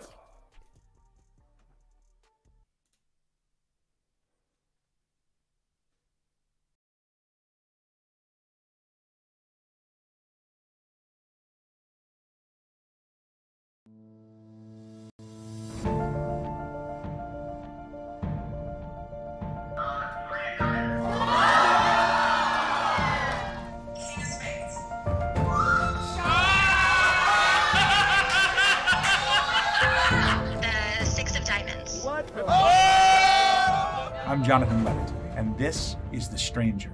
Think the classic wizard phone effect meets the 21st century. A playing card, a word, a favorite movie, a color, a serial number on a spectator's bill, all perfectly revealed by a complete stranger that you call based on a phone number randomly generated by your audience. This is not just a magic trick. This is an experience that your audience will never forget. Name the card you're thinking of out loud. Right now? Yeah. 5 of spades.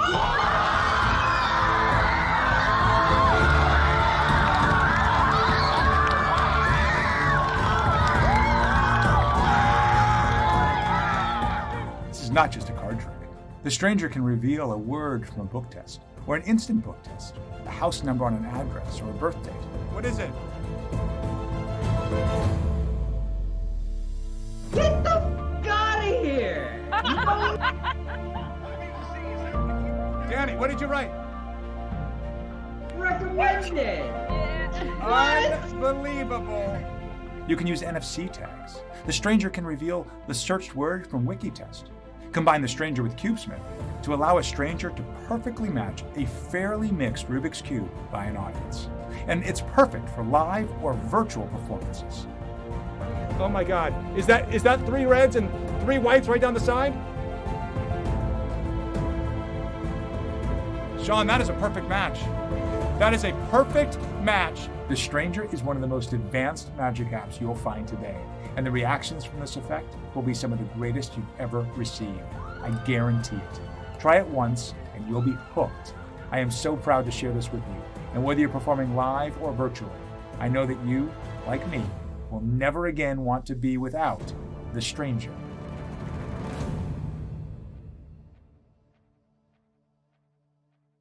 I thought it was a proposal also. Hi, my name is Donovan Mount, and this is Laced Up. Wow, that was awesome. Thank you guys, I really appreciate You're better it. than David Blaine. Oh, no.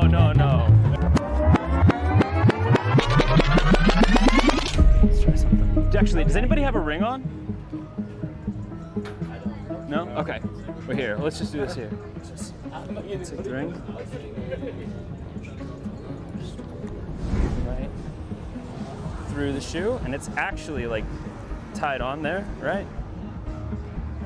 Let's check this out. You what? You just unclipped it down. No.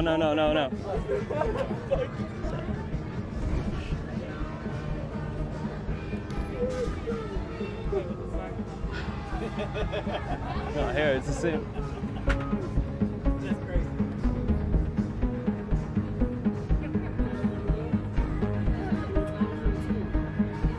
Now, if you take it back off there and put it up.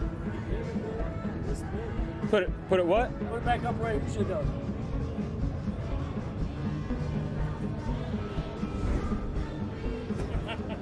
Just kind of like. Can you untie it again? Oh, I mean.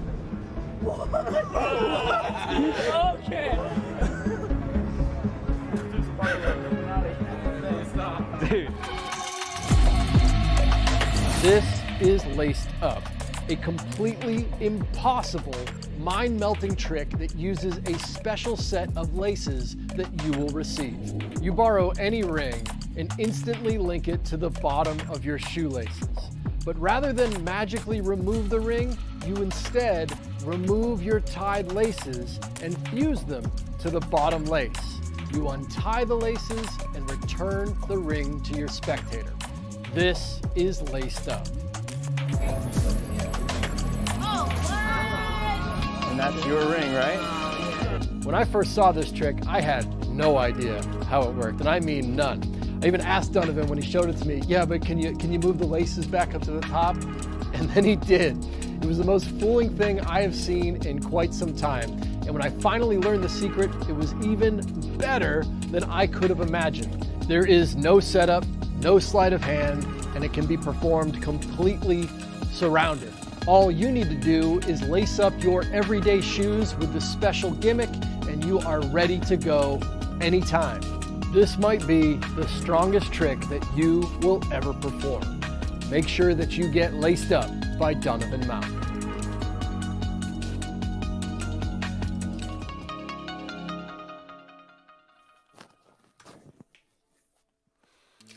So, ja, sehr geil. Sehr geile Nummer, wie ich finde. Ja.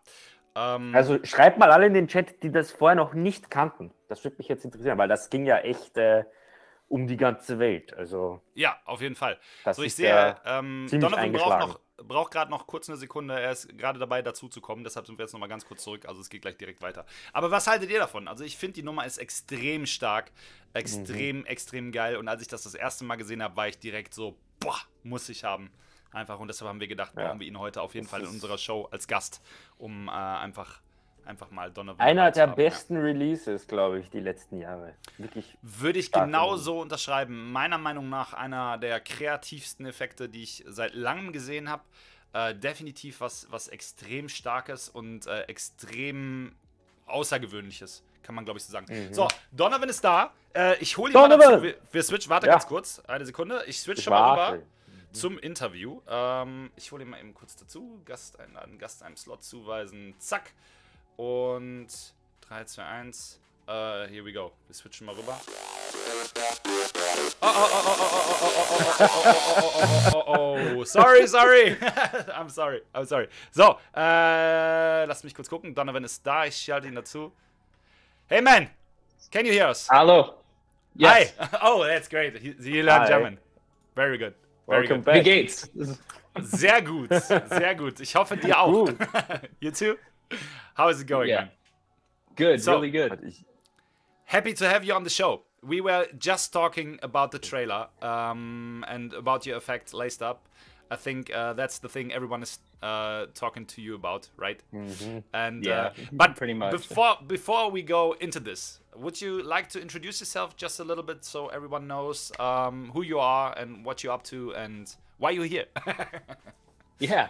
Hi, my name is Donnovan Mount. I am a magician, obviously, creator of Laced Up. I'm also a photographer and videographer. Currently, what I'm doing, I'm traveling all 50 United States, spending a week in every state, and just kind of trying to get to know the people of my country, and learn more about it, and hopefully be able to share some message after that's over. Cool. Great. Very nice. Very nice. So you're very busy at the moment with many other things. I guess. Woke up this morning at like 5 a.m., 5:30 in the morning in Phoenix, and then I just got into Las Vegas like 20 minutes ago. Okay, so you're now in Las Vegas, right? Yep. That's crazy. That's crazy travel. Okay, so thank you for taking the time to be on our show. Really appreciate that. Yeah. So, Donnovan, what? How long are you doing magic? So let's start from the beginning, like for the easy question. Easy question here. So I guess my magic trajectory has had like some ebbs and flows in it. So I think I started when I'm not 100% sure the age, but we'll say 12, 13, because that's kind of a fun age to be. But I had seen David Blaine's like first Street Magic special, and I was like, that's really cool. I think I can do some of that. And I ended up learning a few tricks. Eventually I put it down. And then when I was in high school, a friend of mine showed me some magic trick, and I was like, I remember how to do some of those. And I picked it back up, and we did magic together for about 6 months. And then I ended up putting it down. But then about 6.5, pushing on 7 years ago now, I was getting ready to go skydiving with some friends. And the night before, we watched Now You See Me. And I was like, I was telling them some of those tricks that they did are actual tricks. They're like, they had a magician like consulting for the movie. And I remember teaching them how to do one of the tricks that night. It was the riffle force from the very beginning, where he throws, I think it was 7 diamonds into the building, the lights in the building. And I've been doing it ever since. And it's been wild. So what I kind of sum it up as this: when I was a kid, I did magic because I thought it was cool. I mean, I still think it's cool, but when I was in high school, I did it because it's a good way to connect with glad we're all in that same boat. When I was in high school, I did it because it was a great way to connect with a friend of mine. But now I do it because I get a chance to go out and perform and meet people and make friends. I moved to a new city at one point in time, and I would say at least 40 to 60% of my friends that I made were because I did a magic trick for them at some point. Mm-hmm. And then there's like one more piece to my backstory that is like kind of like overarching over this whole thing. When I was a kid, after I got out of magic, I found out that my grandfather was a magician. And he ended up like falling and like breaking his hand, and like so he quit.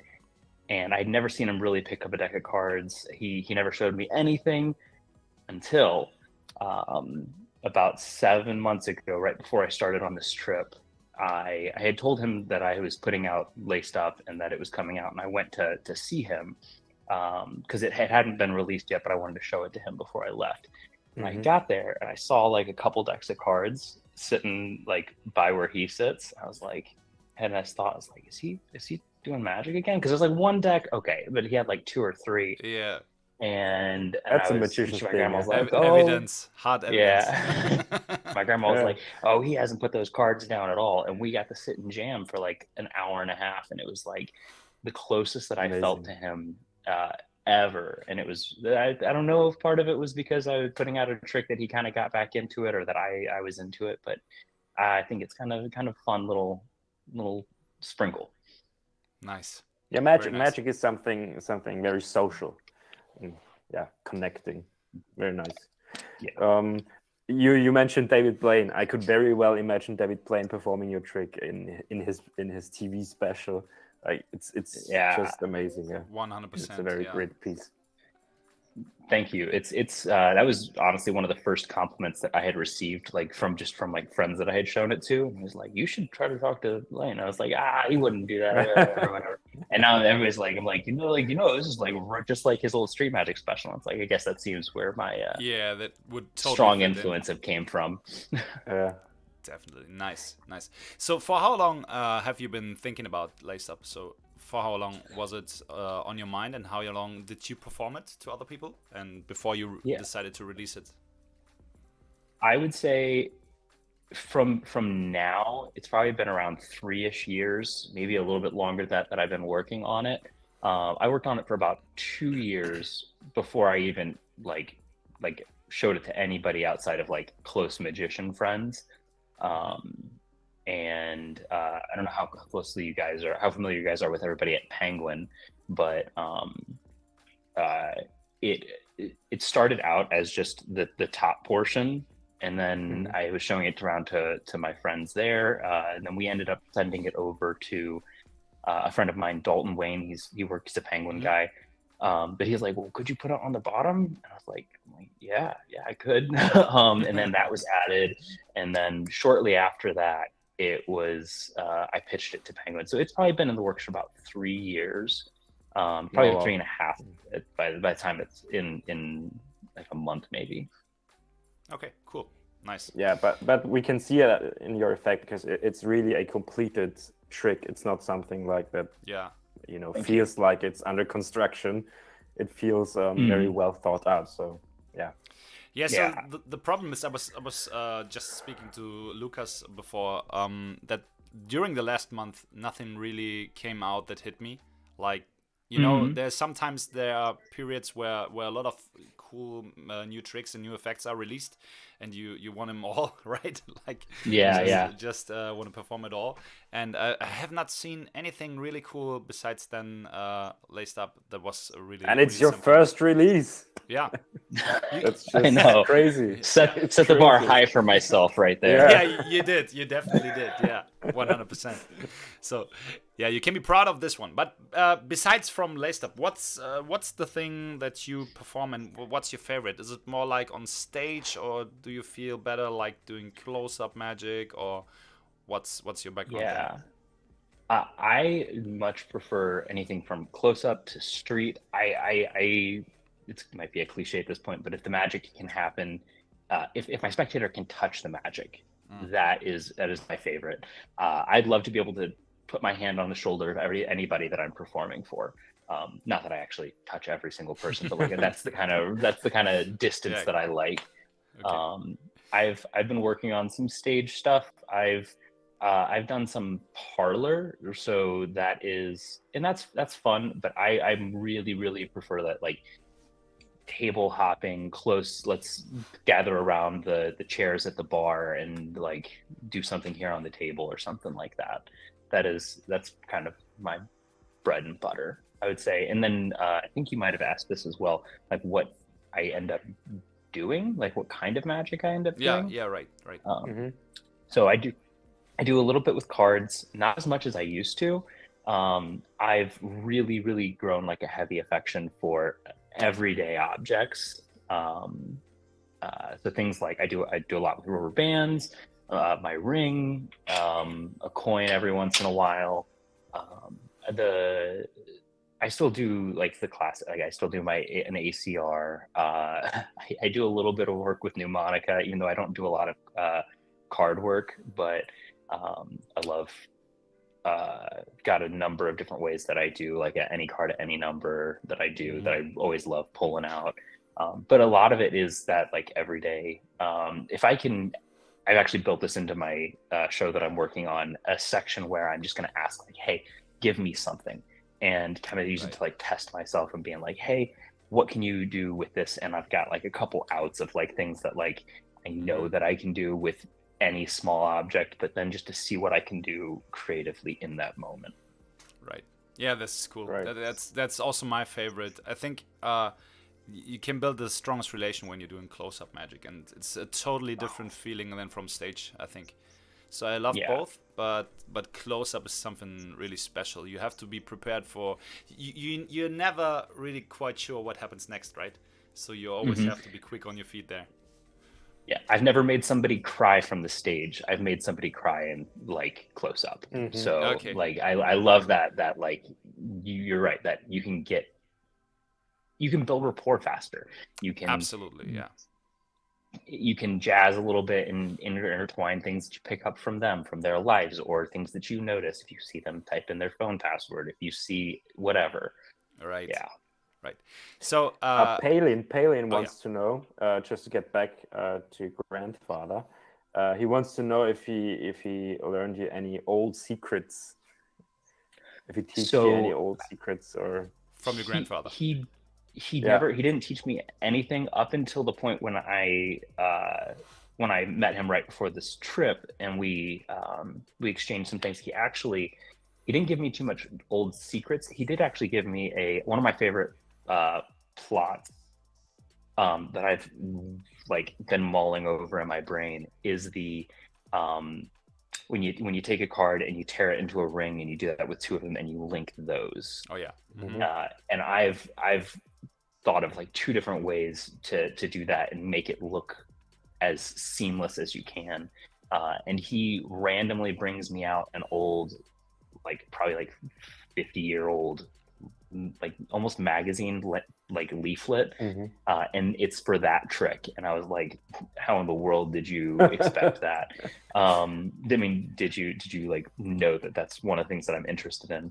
I forget whose it is. He's a mind reader, I guess. I assume that I'll learn a little bit more from him when I get the opportunity to hang out with him again. He actually also, I forgot to say this, he gave me this picture of him performing magic to I would assume like an 8-year-old little girl. And he's like, here, I want you to have this. And I was like, it's a framed picture. And I was like, what is it? He's like, oh, that's your mom. The little girl is your mom. Oh, okay.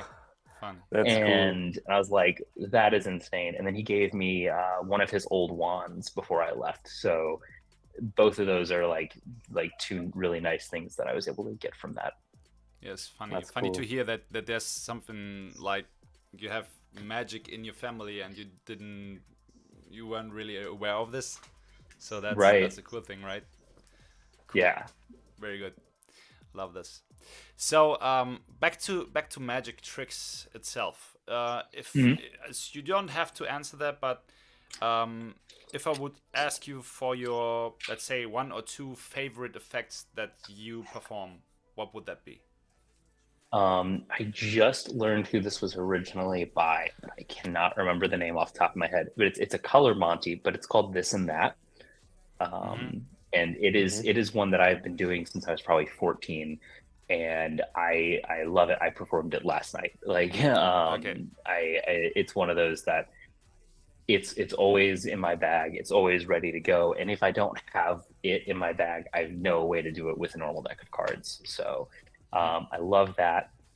Really a big fan of a ring routine that I do, which usually leads into Laced Up, but yeah, it's a mixture of a bunch of different things. Everything from it's got some elements of Divorced by Justin Miller to Ring Thing by Garrett Thomas to just some other like variations on classic ring tricks that I've like modified as I've gone through.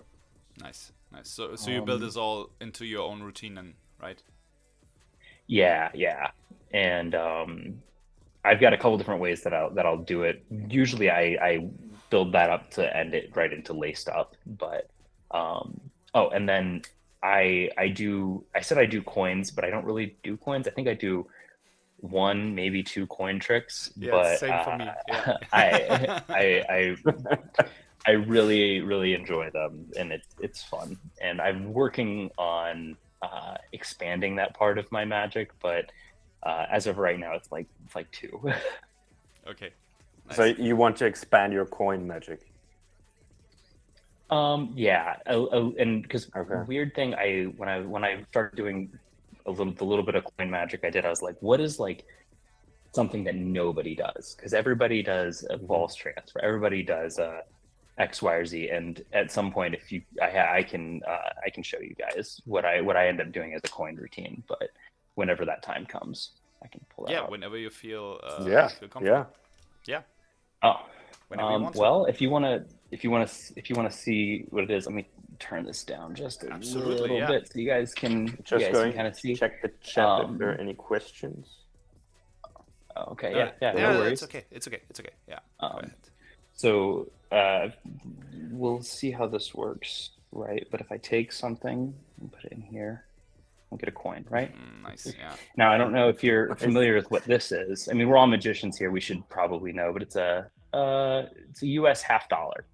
Yeah. Now, see how well the camera picks up. So you guys have this in Germany. I think I checked. But like you guys have gravity, right? You've heard about that. Yeah, we right? do. Yeah, actually, I've heard about that. Now, last time I checked, I know. Good. Now I know CERN is over in Europe somewhere, but when I learned about gravity, my professor said, "Well, do you know what the speed of gravity is?" And I said, "Yeah, it's 9.8 meters per second." He corrected me. It's like, that's the speed of gravity on Earth. On the moon, it's 1/3 of that. On Mars, it's like on the moon, it's like 1/6. On Mars, it's like 1/3. But he said, so if gravity can change, maybe there's a place in the world, maybe the universe, where instead of gravity, the people that live there might experience anti-gravity, where the coin goes up instead. And I said, wait, what? And he said, okay, I'll show you again, but if you don't catch it, I'll teach you. I said, okay. And so the coin goes straight up, right? I don't know how well the camera is able to pick that up. It looks but good, he said the secret. We can see it. The secret is it's not the coin, it's not my hand. It's actually the fact that there's two coins. And these two coins are magnetic. So he's able to hide the one here, put the other one here, and then when he opens them, it jumps across. They'll even work through my hand to where if you just get them, separate just far enough. And nice. The really neat thing though is it's not the fact the coins are magnetic, because the coins never had magnets, and the entire thing's been an illusion. Nice. Very nice. Yeah, very nice. Love that. Very nice plot. Thank you. Really good. I appreciate that. So yeah, when I wanted to learn coin, I was like, let's learn a muscle pass. That'll be fun. Yeah, I think like so coins are something that everyone carries around, right? That's right. Let's say organic. I don't really like the word, but it's organic magic that you can do all the time, whenever you want, right? Right. Really nice. Lucas, so you completely came up with this trick.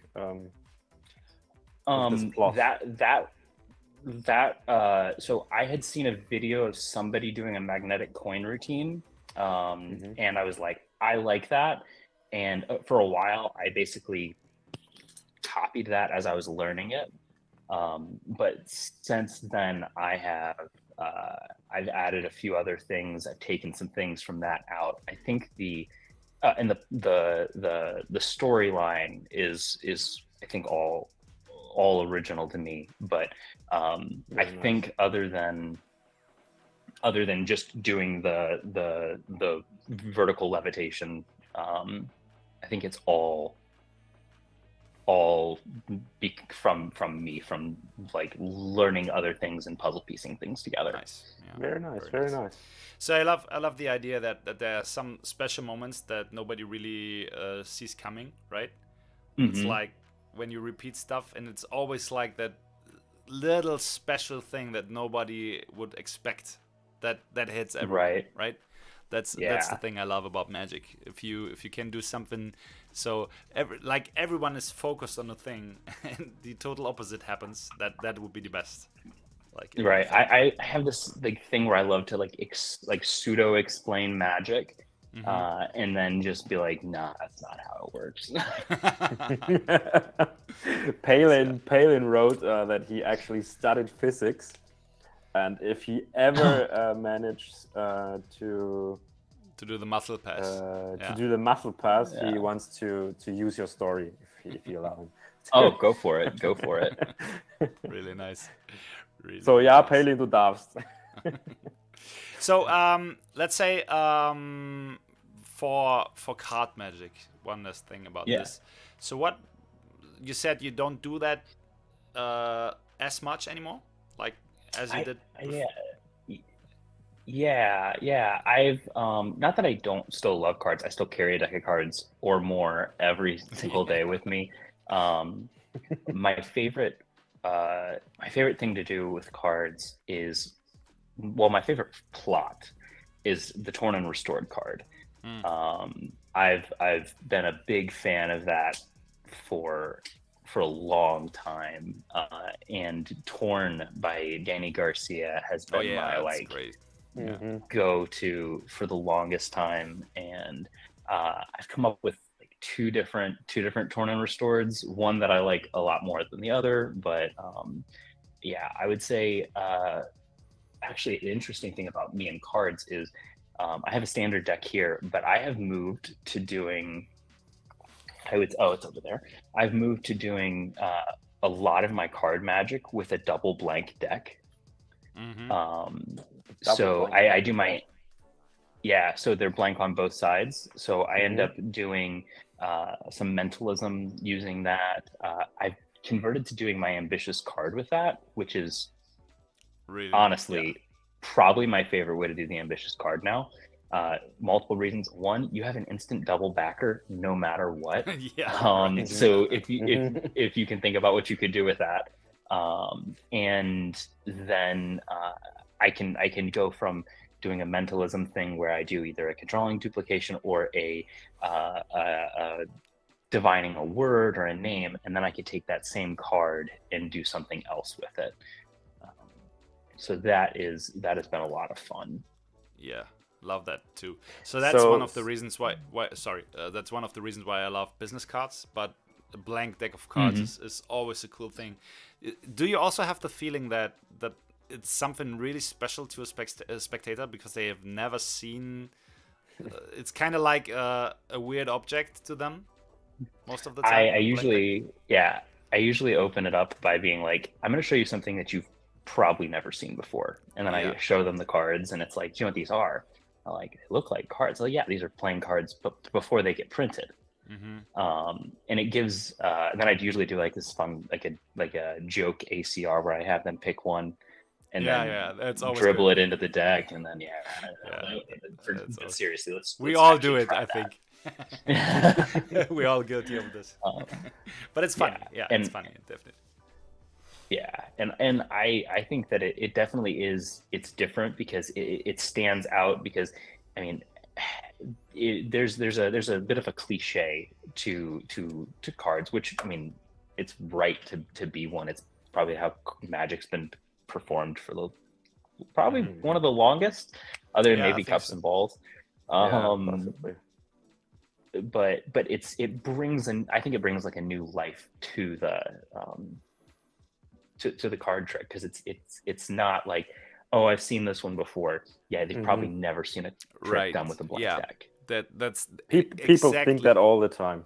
Yeah, that's exactly the thing I am also looking for. I also said a few times, if you can do something that has already existed, but you can do it in a different way, so nobody realizes what effect that is actually, or you do it with some different props, like as you say, like with blank cards, it's something totally different, I think, and it can be so much stronger, and it is not repeated by as many people as, let's say, the ambitious card or something like this, right? Exactly. I like this, and you can, as you say, you can do so many different things with this. I mean, I love card magic. I really love card magic, but I came to a point where I also had a few of the really nice effects that I love and I carry with me all the time. And then I also thought about doing other stuff, like, as you said, with coins and with rubber bands and whatever is there, right? Napkins and whatever you can grab doing close-up magic. That's the great thing then. Yeah, there's a project, I forget who put it out, but it's all things you can do from like a coffee shop. So like if you can go into a coffee shop and grab like a filter, here's a stir stick, some creamers, and a napkin, and you can do stuff with that. I love that. Actually was on, I don't know if you're familiar with Tyler Lunsford. Yeah, sure. Yeah. He does the review show on YouTube for everyone, right? Me and him did a challenge where we met up and went into a coffee shop and asked like an AI to give us a plot for a magic trick, and then just used all of the different things that were there to create like 2 different effects that day. Okay. And that was like, that is so much fun. How did that went? So in the video, I jokingly say that what I created was so much better, but mine was like the most impractical thing in the world. Like, it was horrible. And he actually had like a legit trick by the end of it. And I was just like, blah, blah, blah. But he blew me out of the water with it. Get it. It was great. Funny, yeah. Have you ever had a trick like that? That reminds me of something like, so I don't know exactly what that was, but have you ever had a trick that you thought this is something really, really strong, and it doesn't matter if it was cards or whatever it is. So in your mind, it was a really strong thing, and when you went out to perform it, and the people didn't react at all, it was like a total flop. Did you have that before? Yeah. There's like, and you're sitting there, you're left, you're like, and your card is the 26th, 27th, 28th card. And there's like, I expected that. And it's like, last night, last night I was doing this and that, which rundown of it, you basically are showing this, that, and it goes through, and you're trying to follow that card, and by the end you get this nice little line where it's like, and sometimes you're gonna get a little bit of this, sometimes you're gonna get a little bit of that. And the people that I was performing with called this next line out before me, and they had never seen the trick before. And then, but you don't get too much of the other. And then the last card says other, and it's like, and they were like, "What if the last one says other?" And I was like, "Oh my goodness!" Yeah, great. So what was the worst thing that ever happened during Magic to you? Can you remember that? The worst thing that happened during a magic trick? Oh yeah, 100%. I was performing at an open mic at a bar that I attend fairly regularly, and at an open mic that I attend fairly regularly, and I was the only magician that ever showed up. So it was always like a special thing. Like they were like, it always went over super well. And I did my first 2 tricks, and then the last thing I did was, so before I started, I handed out a bunch of pieces of paper and pens, and asked people to write down an activity, I think is what I said is what it was.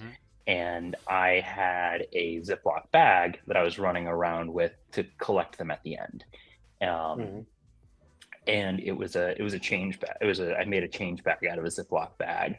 And when I had the spectator draw one of the billets out, the word was tetherball.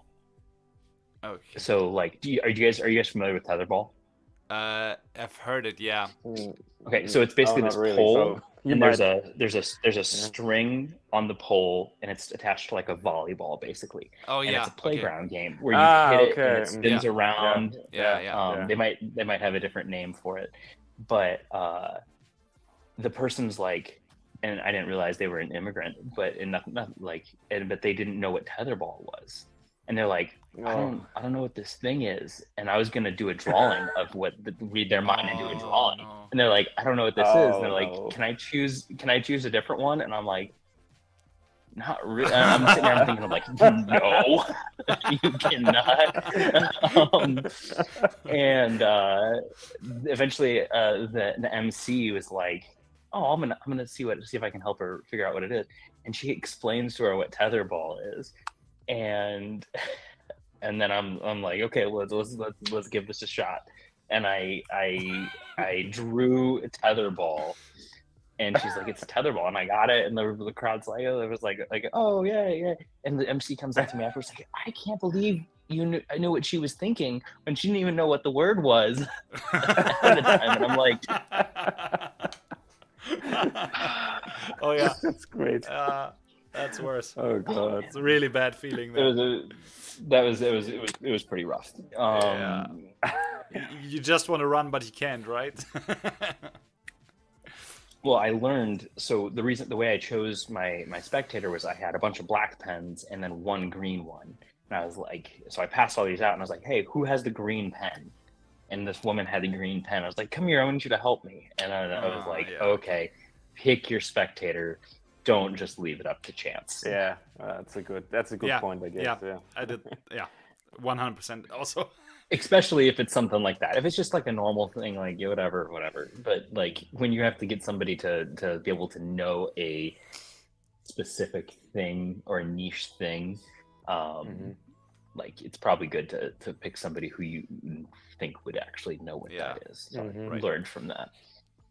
I made the mistake earlier that I let a spectator choose the next spectator, right? And that's also one thing that I totally stopped because that went wrong 2 times, and that's like the same thing that you were saying, right? So you can't really choose who is coming up on stage, and sometimes people mess it all up, right?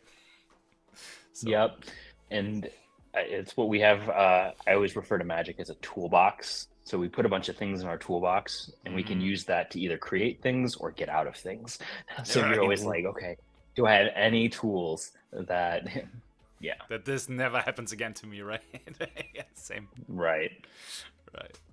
Awesome. Yeah, sometimes things like that need to happen to learn from it. So, yeah, so now you won't do it again.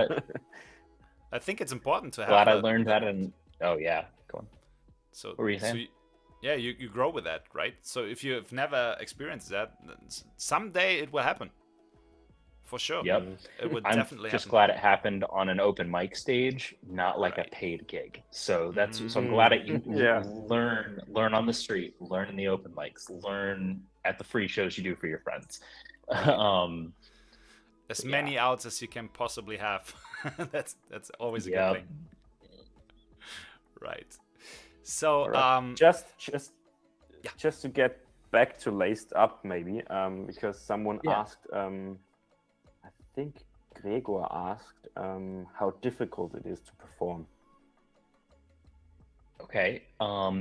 So I might be a bad person to ask about because I've probably done it more than anybody else. I don't think it's difficult to perform. You can definitely not my preference. I don't know if I've ever performed this way, but there is a way that you can perform it two-handed. I think if you watch if you go to Penguin Magic's Instagram, Nick Lacapo performs it two-handed and it still looks good.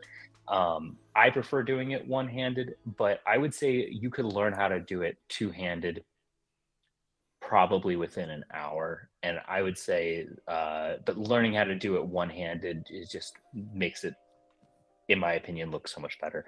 I would say you don't need to know anything going into it other than how to tie your shoes, which I actually am pretty sure I teach how to tie your shoes in the tutorial just in case. Velcro, man. But I've definitely taught a handful of people, and it's like, well, yeah, it's like, wait, tie it this way, and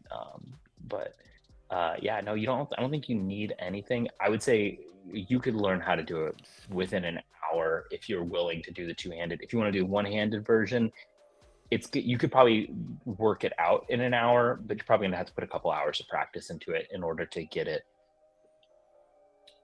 performable. Okay. Palin wants also to know if you can wear the shoe like all day long, or if there's any problem. I mean, I'm wearing it right now, and I've been wearing it. I wear it almost every single day. I'm like I said, I'm spending a week in every single state. I'm in a new city every other day, and I wear it, I would say, 8 out of 10 days of the week. And 8 out of 10 days, 7 days out of the week, 8 out of 10 days. And I have only had it come apart, like completely apart one time. And I knew exactly when it happened. I don't know if you know anything about the gimmick.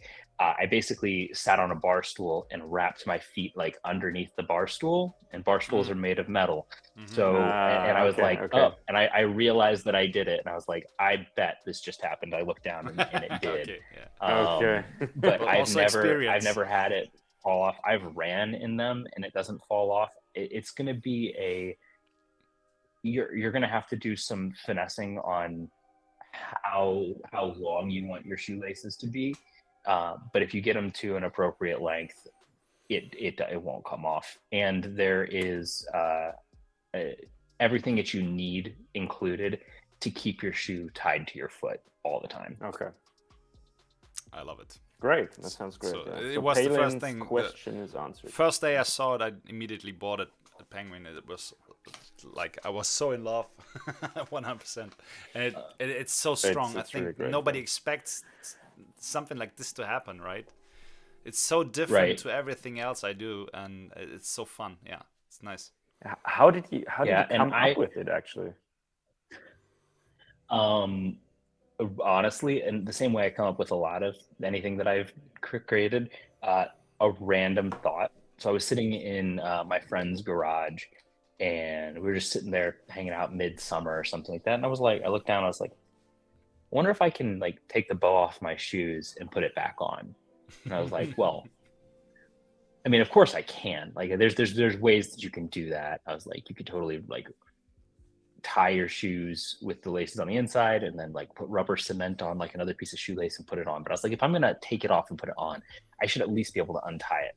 And then that got the ball rolling on the current method. And I'm pretty sure like that night I was like, I'm gonna go to the store, and I went and bought a bunch of different pairs of shoelaces, and I mocked up something that night, which I have somewhere, and I'll have to like eventually show that it's somewhere, but it is just the ugliest looking thing that you can imagine.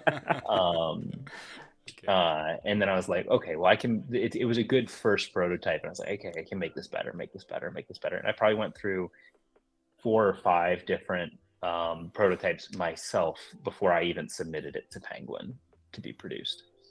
Nice. And they So it immediately was said, already... we need it. Yeah. What would you say? They immediately said that they want to have it and sell it, right? It's like something so special. Yeah, I said I showed it to a guy, Sean Dunn. He's the talent relations there at Magi Fest, actually. And he was like, yeah, we're interested in that. And then it was that fall, so like 8 months later, that it came out. They had a lot on their it was pretty far back in the queue, but it came out in that time. And they took them a couple renditions in order to get it where they were comfortable with, and then they gave me the first prototype, and I was like, yep, that works perfect. So nice, really cool. So before we go into our quiz, actually we told you about that, everyone has to go through this. Yep. I would like to know something different than Magic. Like what else are you doing? What's else are your, not let's say hobby, but what else do you do in your daily life that you're interested in? Yeah. So two other things. One, I'm a photographer and videographer, which I've loved. I've been shooting weddings since I was probably 14. My dad's best friend when he was growing up was a wedding photographer, and he needed a second shooter. So I went in as the second shooter and learned how to shoot weddings, and I probably shot 20 plus weddings, and then actually just shot my first solo wedding last year, and it was the guy who taught me his daughter's wedding. So since he was going to be in the wedding, he couldn't take the pictures, so I ended up taking pictures for that. So I love that. Other thing, and it's actually what I guess I would say this would have been probably my first love, is music. I've been playing guitar since I was probably 11. And I actually originally, that was what I wanted to be, a musician. So I've written over 40 original songs. I had a demo recorded at one point in time that I was like going to take that I was taking to like a studios to try to see if I could get them to record me.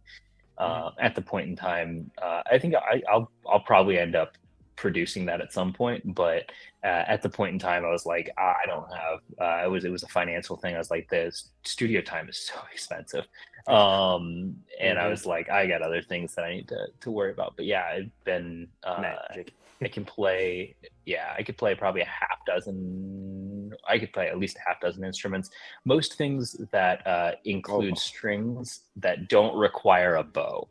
Nice. Like guitar, bass. I was actually playing ukulele in the car on the way away to Vegas. I could play banjo at one point in time. It's been a while, but and then I dabble in drums. So and basically anything that's not a full kit. Okay, all right. So we got a few more questions. What's your favorite band that fits to this? That's a hard one. Okay, so for music, I'm a rock and rap and punk music person. Also like singer-songwriter. So I would say, I'll just give you one of my favorites. A band called Rise Against. They are based out of, I want to say originally based in Europe. I know they're in Europe Rise somewhere. Against the Machine, right? That's Rage Against the Machine. Rage. Rage. You're right. So I'm not so much into rock magic. So yeah. Rock magic. A band called Rise Against. Absolutely love them. If anyone wants to listen to a song by them, I would recommend either Paper Wings or Swing Life Away. Probably those are two of the songs that got me into the band, and one of them's a little softer, one of them's a little harder. So okay, cool. So we got Max Major on the chat, and he says laced up is lit, and he's totally correct with it. It is. Thank you for your follow, man. Nice to have you here. Thank you. So yeah, just to come back to your wedding photography, I'm actually a video editor, and I also started doing some wedding photography, and I think it's the worst. I hate wedding photography. It's like always just stressful, and yeah, especially when you're alone. I just can't stand it. Yeah, it's quite you can mess it up really fast. Let's say it like this. Yeah. Right. If you mess up the photos of the bride and she's not happy with that, it's not something I would like to be into, right? Yeah, and it's because it's one of those things that like they only do it once, and it's like if you miss, like you can't go back. You can ask them to be like, hey, can you guys get divorced and get married again? Yeah, let's do it. Time out. Let's start over. That's my bad. Well, you could also take photos of the divorce. Yep. I usually would do photos of each, like the groomsmen and then the bridesmaids all beforehand, and then I would do the wedding, and then do like little family things where everybody's like, oh, let me get a picture with them, and then take the bride and groom off and do a thing for a little bit with them. Right. But yeah, so Freddie it's says such a busy day that. Freddie says like it's like with wedding gigs, like with wedding magic gigs, right? Some people hate it, some people love it, but I have the feeling that in the US it's not so common to have a magician on a wedding. Is that correct? So in Germany it's really a common thing to have it there, but I have the feeling that not so much in the States. Is that right? Yeah, most of the weddings, most of the entertainment at weddings is the food and the dancing. So. And then if your wedding doesn't have dancing, you just better have good food. Yeah, right. But yeah. So you like it, yeah, right? You like drinking. Max says drinking. Yeah. Right? Drinking is also a big part in Germany. So that is definitely a big part of the weddings too. as everywhere, 100%. Yeah. Nice. People like to have fun. Yeah, definitely. So, Donovan, I'm really sorry to tell you, but we have to start with a quiz then. Sorry to tell you. But before we do this, what was the weird thing or random thing you guys ate or drank before we started this? Oh yeah, I can show you. Yeah, it's something we started since the beginning of the show. We always do some kind of snack check, and what is that? We don't really actually know. We don't quite know yet. Yeah, it's soybeans, and yeah, I don't know. It's chili. It tastes like it looks. Right. It's like that looks fake meat, fake meat, something with chili, and yeah, it doesn't really taste good. So to be honest, I can send it over to you if you want to. I'm pretty sure it's. It holds forever. Just send it to Vegas, but it'll. Yeah, I will. I will. I guess you won't be there that long. Right. So one it'll be here when I come back.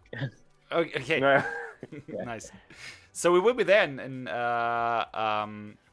we have the question: what can you speak in German? Is there anything you can speak in German? Oh my goodness. That's the question. So, very, very little. My only German that I learned came from probably 5 years ago. My best friend was getting ready to. Are you guys familiar with what a Fulbright scholarship is? No. Okay, Not Fulbright really, is basically it's a travel scholarship that there's a bunch of countries across the world that all are eligible for this, but basically you either you travel to a country for a year to either teach English or to do a research project. My buddy was going to do a research project in Germany, and there was a chance that I was going to come with him if he got the scholarship. So I learned a little bit. So let's see. I know mir gut and mir schlecht is very good, very bad, or something along those lines. Yeah, that's right. Auf Wiedersehen is goodbye or farewell of some sort. Oh my goodness, I don't not too much more. Guten Morning, Guten Tag, Guten. That's really good, good morning, actually. Good afternoon, good night. That's not bad. That's about my my extents. Right. Cool. Stein. Stein. Okay. Yeah, it's about the other one. Yeah, it's a scissor is Schere, and paper is Papier. Papier. Oh, okay. Like stone, paper, scissors. Like. Okay. Papier, and what was it? I was thinking of scissors is Schere. Schere, it's the cutting thing. Schere? That's probably Schere. Oh, Schere, yeah. Schere. Okay, Richie, we don't need this clip for like Donovan being horrible at speech. No, That's that's a good totally idea, fine. actually, yeah. Totally fine. No. Yeah.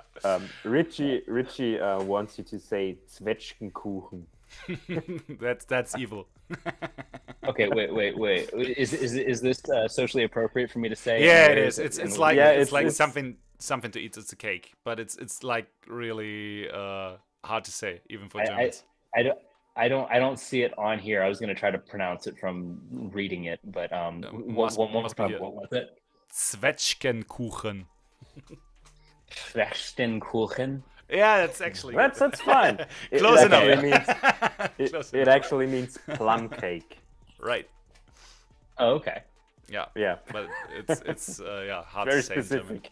In German. Yeah, it is. Yeah, specific. that was a shot in the dark right there. Okay, so. Perfect. So nice. All right, so let's head over to the quiz, and right when we're there, Lucas is about to explain what this is about. Are you ready, Donovan? Great. That's the question. Okay. I'm ready. Herzlich willkommen zu der besten Show im Universum mit euren gut aussehenden Lieblingshosts Marc und Lukas.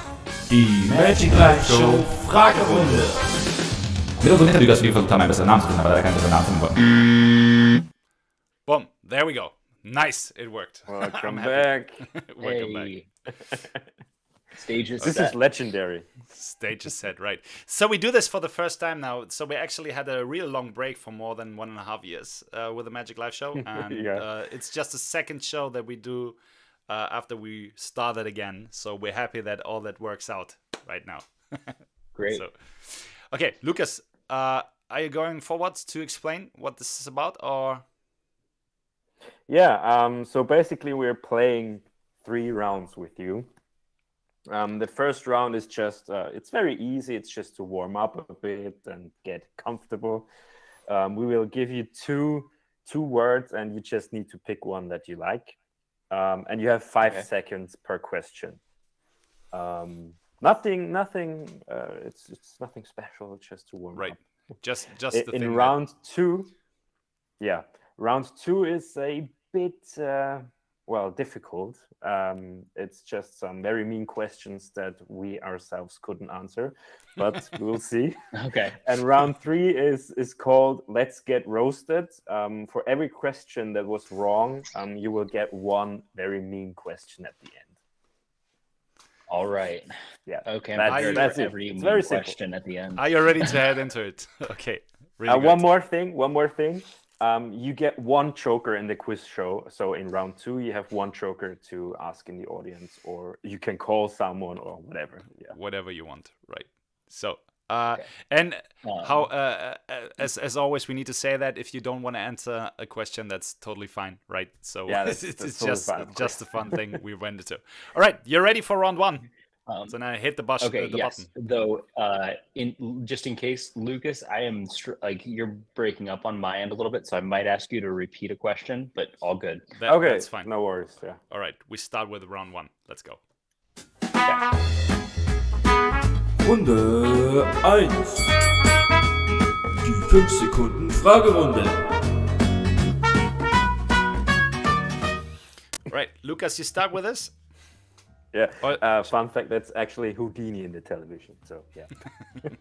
So question number 1: shoelaces or playing cards? Playing cards. Okay. Next one, close up or stage? Close up. Cardistry or card magic? Card magic. Though I do like Okay. like cardistry as well. Just better at card magic. Okay. Okay. Classic force or Hindu force? Classic. Even though I suck at it, it's getting better. Timing force. Timing force. Oh yeah. That's what I'll use. Okay. Next one, Daryl or David Williamson? David Williamson. Okay. Next one is not very magic related, but anyways, cheeseburger or steak? Steak. Medium rare, please. Nice. Good Nice choice. Extra points. Next one is related to you, Converse or Nike?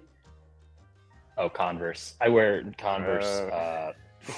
I would say, I like Nike, but I would say that I probably own 15 pairs of Converse. Okay. And That's pretty obvious. I think 2 pairs of Nike. So. Well, that says it all. All right. Last question, bicycle or tally-ho? A bicycle. All right. Great. Nice. You did great. Nice. That was Okay. round one. That was Very easy. That was easy just to warm up. So you feel ready for round 2? Then I push the button again. As ready as I can be. Okie dokie. Let's go with round 2. You guys are gonna roast me after this. Runde 2. Die Quizshow.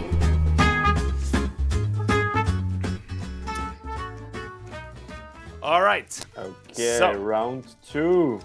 there we go. So, question number 1. What country was Harry Houdini born in? So I know he spent a good amount of his time in the United States. I don't actually know. I'm gonna say U.S. That's That's not wrong. correct. I'm sorry to That's say not that. correct. No, it's Hungary. He's from Hungary. Yeah, he's Hungary. from Europe. Okay. Yeah, he is born in Hungary, but I wouldn't have known that as well. So I'm sorry for that. I just had the tannins and saw his bathtub, so I was like, I know he spent a decent amount of time in the U.S. So Yeah, he did definitely. Yeah, absolutely. All right. Question number 2.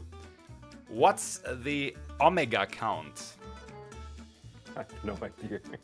it is a false count. That's Okay. That is That's right. it is not the Elmsley. It is. Is it a false count that hides the second card in a packet? As a guess. I'm impressed, Donovan. I'm impressed. Yeah, me too. That's actually quite correct. Really nice. Oh. That's correct, yeah. That's really good. I mean, I use that mega account all the time.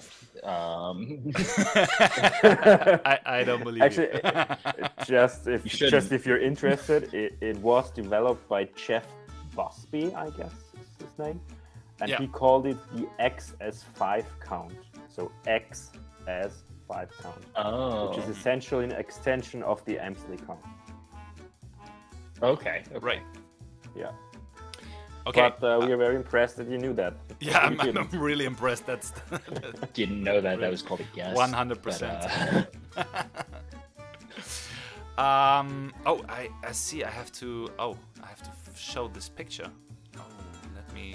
Is this the I can just ask you the next question if you want. Question Yeah. number 5, while you're putting in the picture. Do you know Howard Thurston? And if so, when was he born? Can I give you three answers, and you need to pick the right one. Okay, Answer give me, 1. I'm gonna write these down. What are my options? Number 1910. B. 1869. or C, 1875? 1875. Okay, I'm gonna. You said I get to option to use a lifeline. Yeah. Yeah. 100%. Okay, this person's not gonna answer, but I'm gonna give it a shot anyway. Right, go for it. Go for it. Braden, if you don't answer, I'm putting you on blast right now.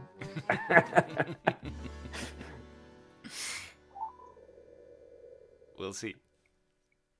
That's exciting. Can you guys hear the ringing? Yeah. Yeah.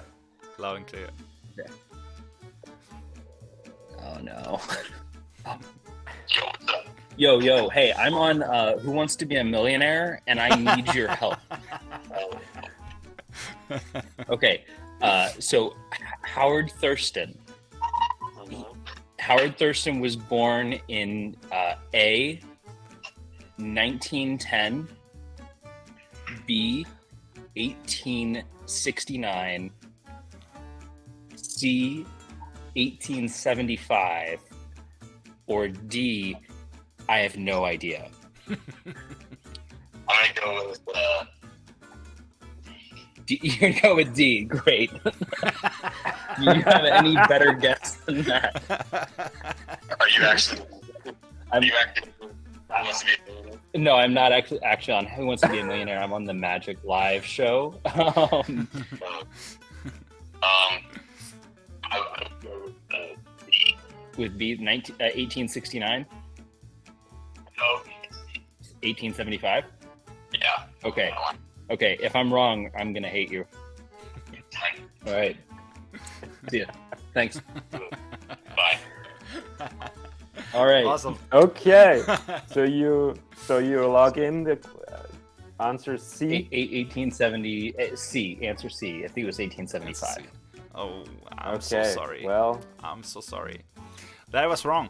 That was wrong, actually. I'm so... Useless friendship. Is that on the chat?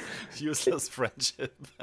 1869 would be the right answer. Exactly. Oh, he should have went with his first guess. Yeah. Yeah, it was his first guess. It's always the first thing. It's always the first guess that you have to go for. You should never change. Right. But it doesn't matter. Let's head over to the next one. And Lucas, I skipped question 3. Let's do it with question 9. That's the run I didn't have the picture for. I have question 4. So, okay. Donovan, I don't know how clear you can see the display and the video.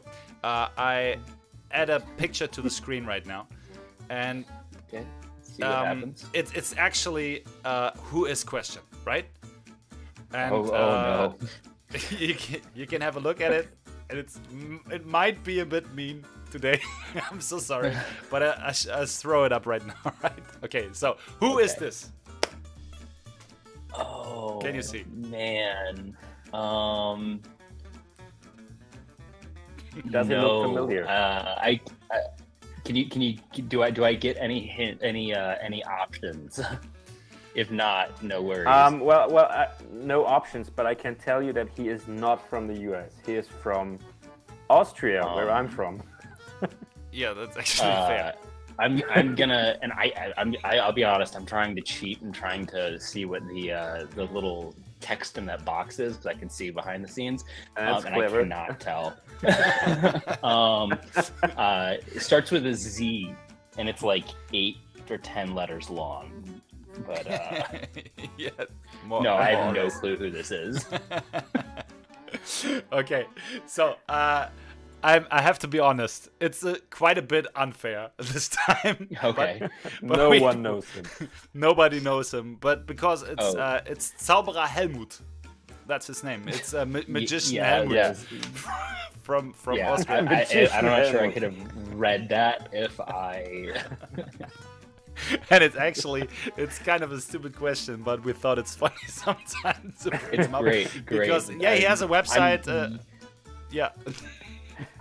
I was ready to see like a picture of Max Maven when he was 19 and that would no be clue, easy. and then not recognize him for some reason. Right. I mean, So we I do feel it. like I would recognize Max Maven. No, but- no, we do it randomly. But the more funny answer on the chat is right now, it's me in 20 years. So thank you, Gregor. I see this. Gregor I see also this. thinks that. Yeah. Yeah. So we thought it would be funny because Lucas and I, when we were looking for questions, we found him and we had such a good laugh. So we don't want to be bad about anyone, right? It was just for fun thing. Right. So, okay. So, but sadly, you had the question wrong, so you have to answer one more question on round 3, right? So how much wrong? Hey, questions were there I'm already? 1 for like 4 right now. We're good. Okay. Yeah, I also think F4. I think. Yeah. Yeah. So But- next question. We already talked about Howard Thurston. Now you know when he was born. So just in case anyone asks, you know it now. I'll be honest, I can't hear you. Can you say that again? Okay, maybe should I do it then? Yeah, mach du. Maybe it's. Can you understand me better? Is that Yeah. working better? Okay, so so we have the next question about Howard Thurston, right? So we had that before, Okay. and we have another question on his nickname. So the question is, which nickname did Howard gave himself? Is it A, King of Coins? Is it B, King of Magicians? Or is it C, King of Cards? So, everybody doesn't actually know Howard Thurston's nickname that he gave himself because it was back when he was in college, and it was Thirsty Thurston because he was able to pound a few back. But I believe I'm gonna say it was C, King of Cards. That's correct. what everybody else would have known him by. But That Thirsty is- Thurston was like his real name for the people that are in his inner circle. So Nice. If I could, I would give you a bonus point for this, but I'm not in the position to do this, right? I'm sorry. that is okay. but also I'm really impressed. That's a good thing. Okay. Then we have question number 7. Or is it 6? I don't really know. 7. It's 7, right? 7. Okay. Next is what was one of the what was one of his most famous effects? Is it A, the rising ding dong, B, the rising cards, or C, matrix coins? Who did this question? Well, I mean, I really hope it's not A. Though back in his college days, maybe. I'm gonna go with B. With B. Yeah, that's also absolutely correct. That's right. Absolutely correct. Nice. We have a bit of a Howard Thurston special today, I guess. Yeah, I think so. Yeah. Okay. Okay. Question number 8. Now it's getting a bit harder. Matching the Cards was published in which book? Is it A, Methods for Miracles, B, The Unexpected Card Book by Marlowe, or C, Di Vernon's Inner Secrets of Card Magic? We're gonna go bubble B. B? B. B. All right. And that's wrong. That's totally wrong. Yeah, but I wouldn't have known Get it. lucky that many times. I wouldn't have known it. The correct answer would have been Di Vernon's Inner Secrets of Card Magic. That's the Inner Secrets. Okay. Right, exactly. That's a classic, a really good classic. So we skipped 1, right? Then we have to do 9. Exactly, Lucas. Yeah. That's the last one. Okay, last one for round 2 is what was? No, we have 10 questions. Oh, I'm sorry. Okay, yeah. What was Theodore Hardin known for? A, mentalism. Theodore Hardin or Hardin. I'm not too sure how it's pronounced. So is it A, mentalism? Is it B, escape artist? Is it C, coin magic? Or D, false transfers? So every other question has been options A through C, and this one has a D. So I'm gonna go with the outlier and choose D. D. False transfers. Okay. So that's was a good actually trick. smart. It's wrong. It is actually smart, but it's sadly it's wrong. I'm so sorry for that. Yeah.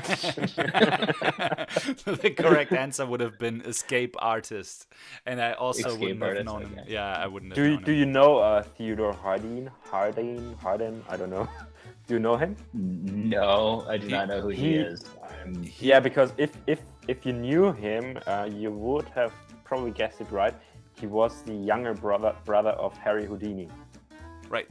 And I wouldn't have Oh, known that. that'd been fun. Yeah. Yeah, so we're quite educational as well here on the show. Yeah. Yeah, learn something new every day. Yeah, it's great, right? Okay. So, last question for round 2 is, who was well known for his handling of the stripper deck? A.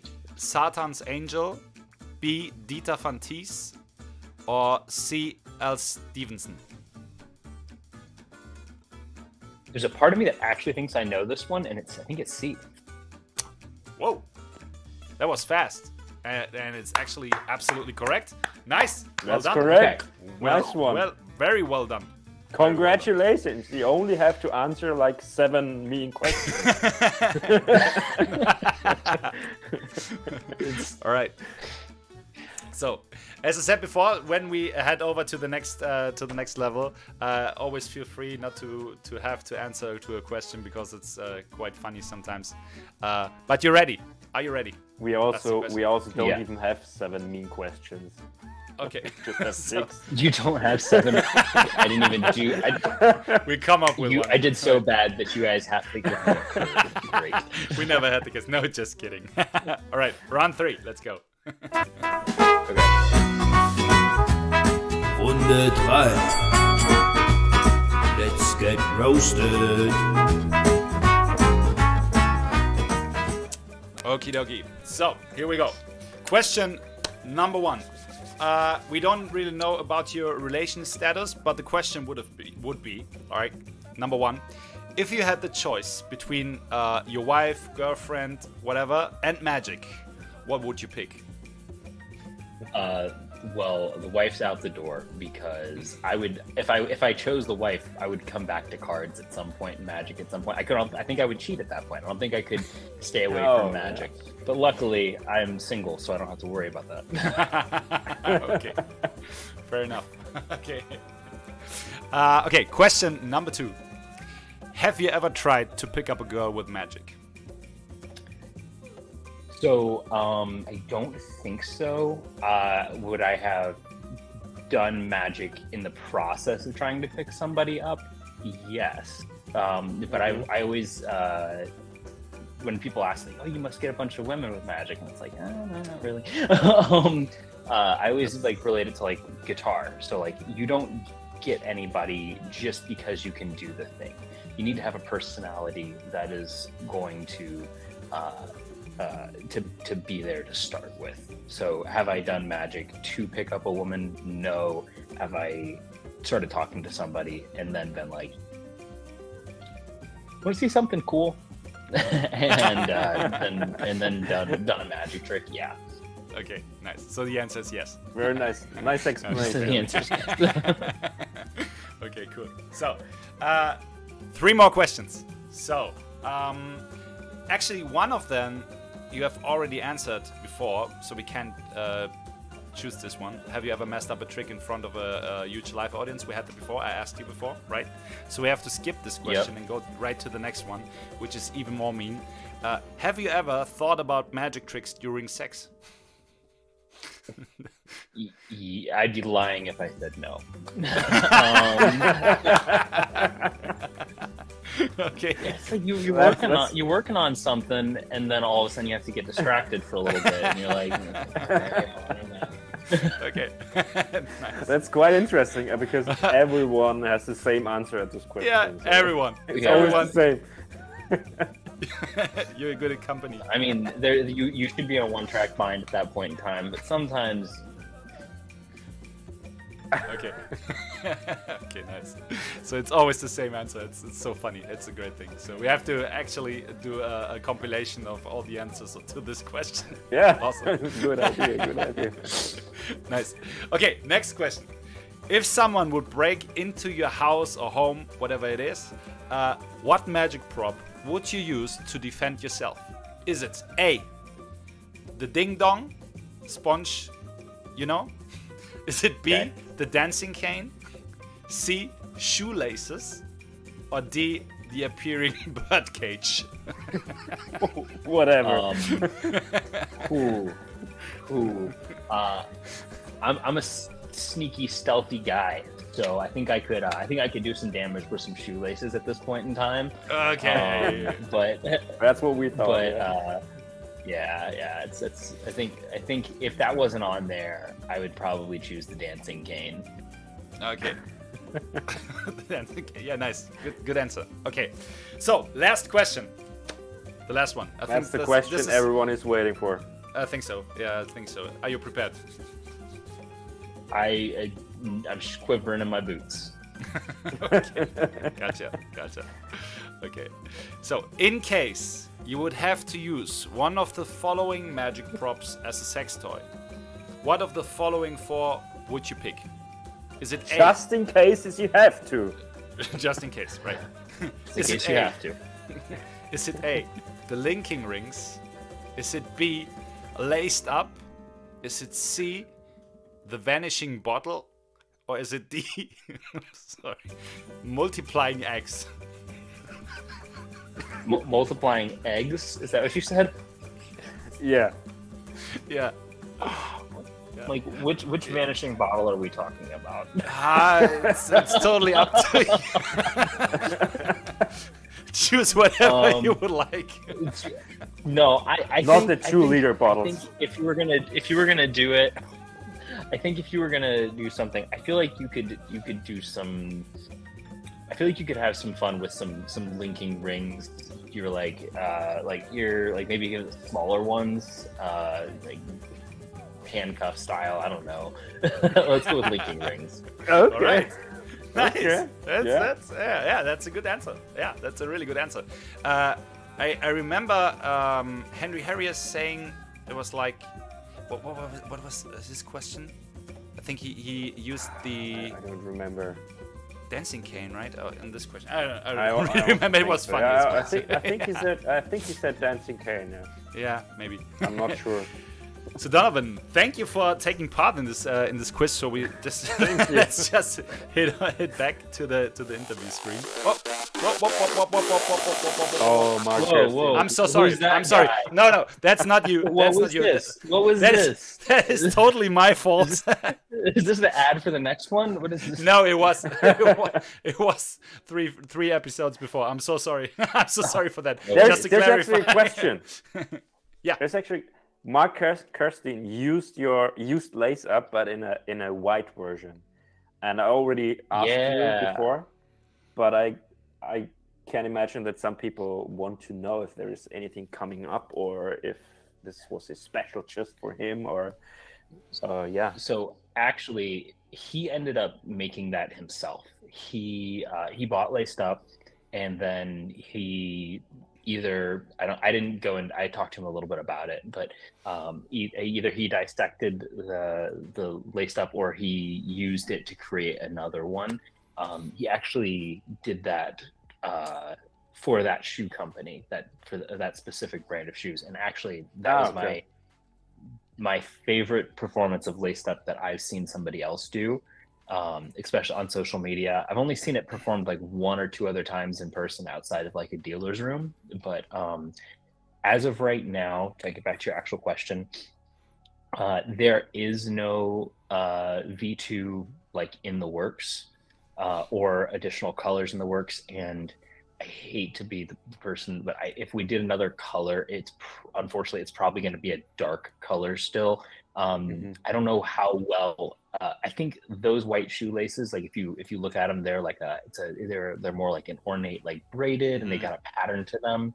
I think you can do it with something that has a patterned lace. My original Laced Up that I made was with white shoelaces, and it was pretty visible of what was going on. So I think having a little bit of a dark element there would aid the method. I would actually say that if I was going to say an additional variation of Laced Up that would be coming out, what I would love to see, and what I'm trying to figure out how to make it work, is like a dress shoe version. Oh yeah, because I think that would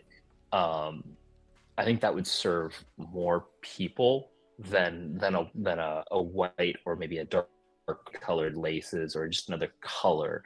I think a dress shoe would serve people a lot better. And it would serve me. It would serve me more. Good point. Because that same shoelace could probably be used like I wear Timbs, like Timberlands, and that same style of lace could work for like a Timberland boot or something like that as well. So I think that, and I've talked to Penguin about that, and it's something that they would like to do, from what I understand. It's just going to come down to, like, with me traveling, it's so hard to be able to be there to help prototype and to get things that I would need ordered to me. So it's going to come down to finding the right materials to make that one happen. But that would be what I would love to see happen. Nice. Sounds great. Yeah. Yeah.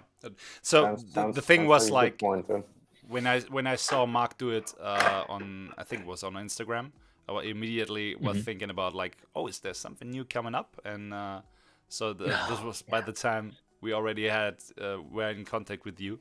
So yeah, I was curious also. Yeah, I wish I had more information about that, because I certainly would love to see more variations come out, whether it be colors or, like, really, like I said, like that dress shoe version. But I encourage people, if you want to try making it inside of a different color shoelace or anything like that, go for it. I've tried white, and like I said, it didn't work. I ended up, like, because I there's just without giving the method away to anybody who hasn't purchased it. I couldn't make things blend properly. Like, I was sitting there with this is gonna be funny. I was sitting there with white out because I was like, how in the world am I gonna to conceal some of this? And I was like, well, let's try white out or like acrylic paint and I tried a whole bunch of things, and it was like, I think getting black is probably going to be better. I think so. Yeah, it's nice. Yeah. Wow. So thank you for your honest answers. Yeah, absolutely. Oh yeah, no problem. It's I really love the effect, and I wish you all the best with this. Yeah, I really think great, it will be a seller for the next few years as well, I think, right? So because yeah, I hope so. You can never have enough shoelaces, right? Yeah. I mean, that's right. It's been sold out pretty much since like the first of the year, so it's just been on pre-order, and they're just sending them out as they get them. At this point, we just crossed the 2,000 unit mark, so that's awesome. And that happened this week, actually. Cool. So I was congratulations. really happy to see that. Absolutely. Thank you. Well deserved. And then, yeah, thank you. I appreciate that so much. I just hope that the next things that I have come out will be as good, or at least appreciated in similar ways. I know we're looking forward to it. I can't say I can't say too much. I do know that I have one product that, from what I understand, is for sure coming out, hopefully in the summer. And then I've got another one that I have a company interested in, but we're trying to see if we can make it feasible. So hopefully 2 products this year, but I know for sure one. Nice. So nice. Really looking forward to it. And if we can, I know for sure. Oh yeah, sorry. We have a section that's called flop release, and I know for sure that your products won't be there. Yeah, 100%. Yeah. Oh, 100%. Well, thank you. So if you can be of any help with your new products, just let us know. For maybe in the next shows or so we can promote it. Would be happy to help with this. It really was a pleasure for me to have you on the show, Donovan. It was wonderful being here. You guys are both great. So is everybody in the comments, so I can only read half of them. Though I see they love you all. One Oak Martha, thank you for saying it's nice to meet you. It's nice to meet you as well. Yeah. So one last question on the chat we have right now. It's will you be in Germany sometime in the future so you can be met? I would love to. Actually, ironically, my buddy, we were just talking about. He's like, I want to go to Germany. He's like, if you guys get to go to, if you go to Germany to meet these guys at some point, like, I was like, I'm coming with you. I'm like, well, maybe Blackpool next year, and then taking a little trip around Europe. So that'd be a lot of fun. No defined plans on that, but I would say once I get done with this year of traveling, so it's a 14-month project that I'm on, we just crossed the halfway point. We're on we just finished state 27 of 50. So it's crazy. Once that's over, I'm pretty sure that I'm going to want to take like 2 months at least and not leave my room. and then probably be ready to travel again. And I would say my next goal is to make it over to Europe, because after seeing, I mean, only in the United States, but after seeing all 50 states in like a year, I want to get up to Canada. I want to get to Mexico, but I really like the number one place that I want to go after that is Europe, and go see a whole bunch of places, everything from everywhere, like Britain to France. Literally, I want to just visit everywhere over there. It's wild. Nice. Yeah, so come to Germany. I would like to invite you to my community event. We do an event every year. So we have all the Twitch community coming over there. And we have our chef Richie there. And he says, if you're coming to the community event, he does you a steak that you will never forget in your life. So you promise? Yeah, I know how he's cooking. And it's a promise. Oh, no, not that he can deliver, but like you promise that I'll get a steak when I get there. Yeah. He promises. Yeah. Great. Definitely. Yeah. Nice. Yeah. So everyone would like to know if you ever come to Germany, let us know and we can communicate it. And then maybe we get the time to meet up. So I will definitely be in Blackpool next year. So maybe if we see there and meet there, would be fun. Or maybe some other place. Would be looking forward to see you there. Yeah, I'm pretty sure if I make it over to Europe anytime in the next 2 years, that I'm going to be there for at least a month. So nice. I want to take a decent amount of time over there. So yeah, you need it to see everything. It's not you need to spend some time here. Definitely. I already told you, if I would travel around Austria, I could do it in like 1 week. You need a couple of months in the US, so yeah. Right, definitely. Oh man, it's so different. It's different spending a week in a place. So yeah. So what's your favorite state in the US? Oh goodness. So some of my favorite states that I've been to. So I'm from Ohio. And I love Ohio. Actually, I've grown more of an appreciation for Ohio as I've gone through each of these. Some of my favorites. So I'm a big city guy. So New York was great. And this trip that we're doing, it's mostly about people. So we visit every capital, and usually like a major city, but we focus around people. And my time in New York City was great. It was the first time that I had been there since before 9/11, 2001. So seeing that as like a 20-year gap, that was a crazy thing. Massachusetts is so much fun. I love Boston. Some of the other ones that I was a big fan of was Maine. I had never been there, and I got to go to Acadia National Park and go to Bar Harbor, and that was just absolutely beautiful. And then I've been driving through, and I've said this, as a state, I really liked Arizona. It's just a completely different climate, but we're driving through mountains like all morning this morning. And it's just so beautiful. And as a photographer, I feel like I could step outside and take a picture almost any time. Yeah. So Definitely, yeah.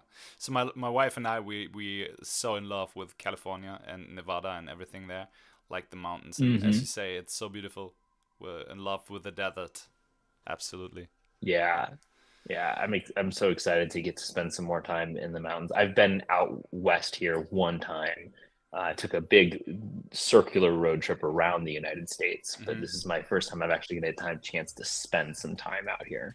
Oh yeah, cool, nice. Yeah, then enjoy the rest of your tour. Let's say like this, enjoy it. Yeah, enjoy the rest of your Definitely. trip. And thank you again. It was really a big pleasure. Everyone in the chat is saying thank you as well. Everyone loves you. Yeah. Thank you, everyone. I appreciate everything. I appreciate you guys, Mark, Lucas. You guys inviting me on here. You guys have been great. Absolutely, And, it was so much fun. Love to always thank you. Stay connected with you guys. So absolutely, yeah. Let's anybody. stay in touch. Yeah, maybe. And if anybody wants to say anything or ask me any other questions, they can reach out to me on my Instagram. That works perfectly. Yeah. I do a fairly good job at responding to everybody there. So, right, cool. Nice. You might need to translate before you send me that message, but I think that will be working very well. Okay, cool. Okay, Donovan, thank you very again much for taking the time. I kick you out right now. Enjoy the rest of your trip, and it was my pleasure to have you there. Maybe as I said, if there's anything new we can promote, just let us know, please, and we'll be more than happy to do it on the show and everywhere we can. Awesome. All right, man. Thanks a lot. Have a great day. Thank you. Thank you so much. Bye-bye. Bye. So, nice. Ja. Okay. Das sehr war ein geil. Ja, spannendes, sehr interessant. Sehr cooler Typ. Hab mich wirklich gefreut, dass er dabei war. Echt, wirklich cooler Gast. Ja, hab mich sehr gefreut. Also ich finde es halt auch immer wieder cool, wenn Leute mitmachen bei dem Quiz und damit auch kein Problem haben. Ich bin mal gespannt, wann der erste Tag kommt, an dem jemand keine Lust hat, dabei mitzumachen. Das skippen will. Ja. Das wird vermutlich irgendwann kommen, aber... Ich finde halt auch immer cool, wenn die Leute ehrlich sind und einfach Spaß damit haben, also so wie wir auch Spaß haben dabei. So soll es sein. Genau. Und ich finde halt auch mal ganz gut, wenn wir so eine Mischung haben. Ja, noch ganz kurz, falls ihr noch mal irgendwelche Ideen habt, wie wir das Interview noch mal ein bisschen verändern können oder so, wenn ihr irgendwie sagt, so, ich würde aber gerne vielleicht mal das sehen oder das hören, lasst uns das gerne wissen. Vielleicht seht ihr irgendwelche Sachen, die uns gar nicht so auffallen im Nachhinein.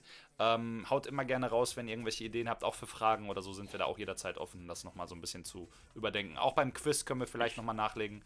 Und nochmal kurz die Information zum Quiz, wenn ihr irgendwelche lustigen Fragen irgendwo lest, bitte vergesst uns nicht, schickt es uns per Instagram oder so, es macht uns auf jeden Fall das Leben es macht uns auf jeden Fall das Leben leichter. Genau, Donovans Instagram ist auf jeden Fall D27Magic. Folgt ihm sehr gerne auch einfach gepostet, mal. Ja. Perfekt, danke dir. Folgt ihm sehr gerne auch mal auf Instagram. Ist ein wirklich cooler Typ und ich weiß es halt auch immer sehr zu schätzen. Ihr erinnert euch alle an den Gast, den nicht genannt werden darf. Solche Aktionen gab es auch schon und ich finde das einfach immer großartig, wenn sich Leute die Zeit nehmen, bei uns in der Show dabei zu sein, auch wenn wir nicht die allergrößte Show sind auf dem Planeten. Aber wir sind die beste Show auf Twitch. Das ist einfach so. Wollte ich beste gerade Show der sagen. Welt. Beste Show wir haben auch übrigens Katharina ist ja ein paar Mal schon gefallen. Die haben wir tatsächlich auch angeschrieben, aber sie hat noch nicht geantwortet. Ja, das ist leider auch mal so schon einige Wochen vergangen. Das Problem, ja, es ist schade. Also wir versuchen unser Bestes. Wir haben einige Leute auf der Liste stehen. Manchmal kriegen wir Antworten, manchmal halt nicht. Und deshalb, ich finde es halt immer cool, wenn Leute mitmachen, auch wenn hier nicht 10.000 Zuschauer sind. Aber genau das macht die Show halt aus. Ne? Finde ich persönlich immer sehr, sehr cool. Deshalb danke nochmal an Donovan, auch wenn das nicht verstehen wird. Aber folgt ihm bitte sehr, sehr gerne einfach mal auf Instagram. Das freut ihn bestimmt auch und war auf jeden Fall sehr, sehr cool. Ja, genau. Sie hat eure Bilder gesehen, schade. Ikat. Ja, ich finde es halt schade, ne? Weil ich denke einfach, zumindest ist das meine Meinung, die Größe eines Zuschauers oder eines Künstlers oder so sollte nicht darüber entscheiden, ob man an sowas teilnimmt. Und auch nicht das immer ist nur, richtig, ja. Man sollte nicht immer nur nach Größe bei sowas gehen, weil unsere Show ist halt einzigartig.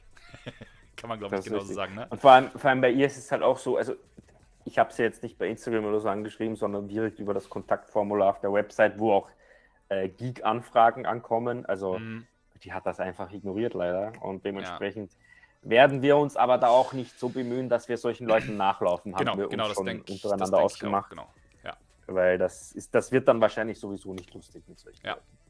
Ja, Paco, das Problem mit dem Einblender war, ich hatte den von Marc eigentlich deaktiviert, nur das Stream Deck hat leider das Ganze nochmal aktiviert. Das hatte ich nicht mehr auf dem Schirm. Ansonsten war es eigentlich relativ gut programmiert, aber das habe ich definitiv fürs nächste Mal auf dem Schirm. Ich habe es direkt schon rausgelöscht. Sehr unangenehm, wenn sowas läuft, wenn ein anderer Gast da ist. Aber ich glaube, es war okay. Genau. Und das mit den Namen im Hintergrund den überlegen oder unterlegen, sodass man den lesen kann. Vielleicht machen wir unsere Namen nochmal ein bisschen kleiner. Ich finde, die sind ein bisschen sehr groß im Vergleich zu uns. Uns kennt ihr ja schon. Genau, uns kennt ihr ja sowieso. Und deshalb machen wir vielleicht nochmal ein bisschen kleiner. Okay, auf jeden Fall danke für die Tipps und so. Immer gerne auch nach der Show nochmal über Instagram oder wo auch immer ihr bei mir im Stream oder so. Oder schickt dem Herrn Priller eine Brieftaube, das geht auch immer. Ja. So, kennt Miles nicht Ekaterina? Kennt Miles nicht Ikat? Keine Ahnung, Pellin, kann ich ihn mal fragen. Also ich weiß nicht, ob er sie persönlich kennt, so sehr, dass sie ihm antwortet, aber wir können ja mal versuchen. Nur weißt du, ich muss da ganz ehrlich sagen, auch zum Gast, ich nehme sowas immer ein bisschen persönlich auch, weil ich finde halt, entweder jemand hat Bock bei sowas mitzumachen oder nicht. Und so wirklich hinterherrennen möchte ich da auch keinem. Das ist so ein bisschen so eine persönliche Entweder sie wollen oder sie wollen nicht. Das ist dann halt auch. Ganz genau. So wie Martha sagt gerade. Ja. Genau. Eben, und ich will halt auch niemanden zwingen dazu, irgendwo mitzumachen, wo er keine Lust drauf hat. Das nimmt uns den Spaß. Das ist ja auch okay. Ist ja auch okay. Ist vollkommen okay. Genau. Wir wollen das gar nicht negativ werten oder so. Ich würde auch bei uns nicht mitmachen wollen. Also. Ich auch nicht, auf keinen Fall. Bei der Scheiße. Wirklich. Geil. Alright. Wenn es über das Management läuft, ja, weiß nicht. Könnte sein, ja, ist möglich. Ist möglich. Wir gucken nochmal. Ja. Wir schauen mal. Wir sind auch noch dran. Also wir haben es noch nicht abgehakt, aber wir checken das. Alright, Ladies and Gentlemen, wir sind schon relativ spät dabei. Lasst uns mal ein bisschen Gas geben, weil wir haben noch ein großes Thema, das mir persönlich sehr wichtig ist, dass wir das heute einmal ansprechen. Und zwar in unserer Review. Wir switchen einmal ganz kurz rüber in unseren Review-Screen, weil heute kommt eine etwas andere Review, ja? Und da reden wir jetzt gleich drüber. Wir switchen erstmal rüber. Wir haben vorher noch eine Pause, oder? Ach ja, wir haben noch eine Pause, ne? Stimmt, genau. Wir haben vorher noch eine Werbepause. Wir haben noch eine ganz kurze Werbepause. Danach sind wir wieder da, weil ich muss ganz kurz pinkeln gehen. Bis gleich. Ich auch.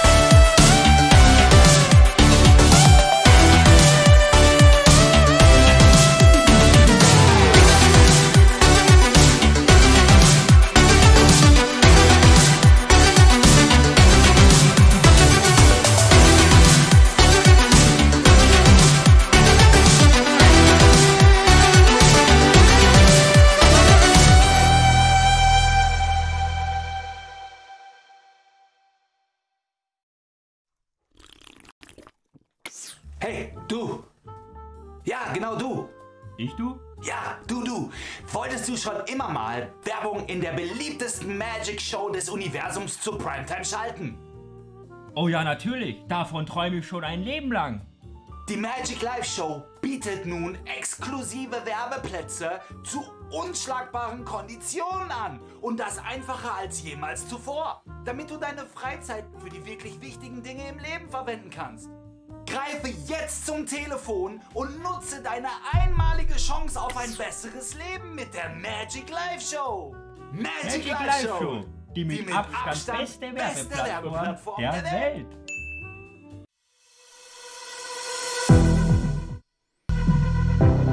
Ach, Leute, was soll ich sagen? Lukas haut sich noch schön erstmal so ein Ding rein, ja. Ich kann nur sagen, kauft das Kartenspiel. Ja, kaufen. Genau, richtig. So sieht's aus.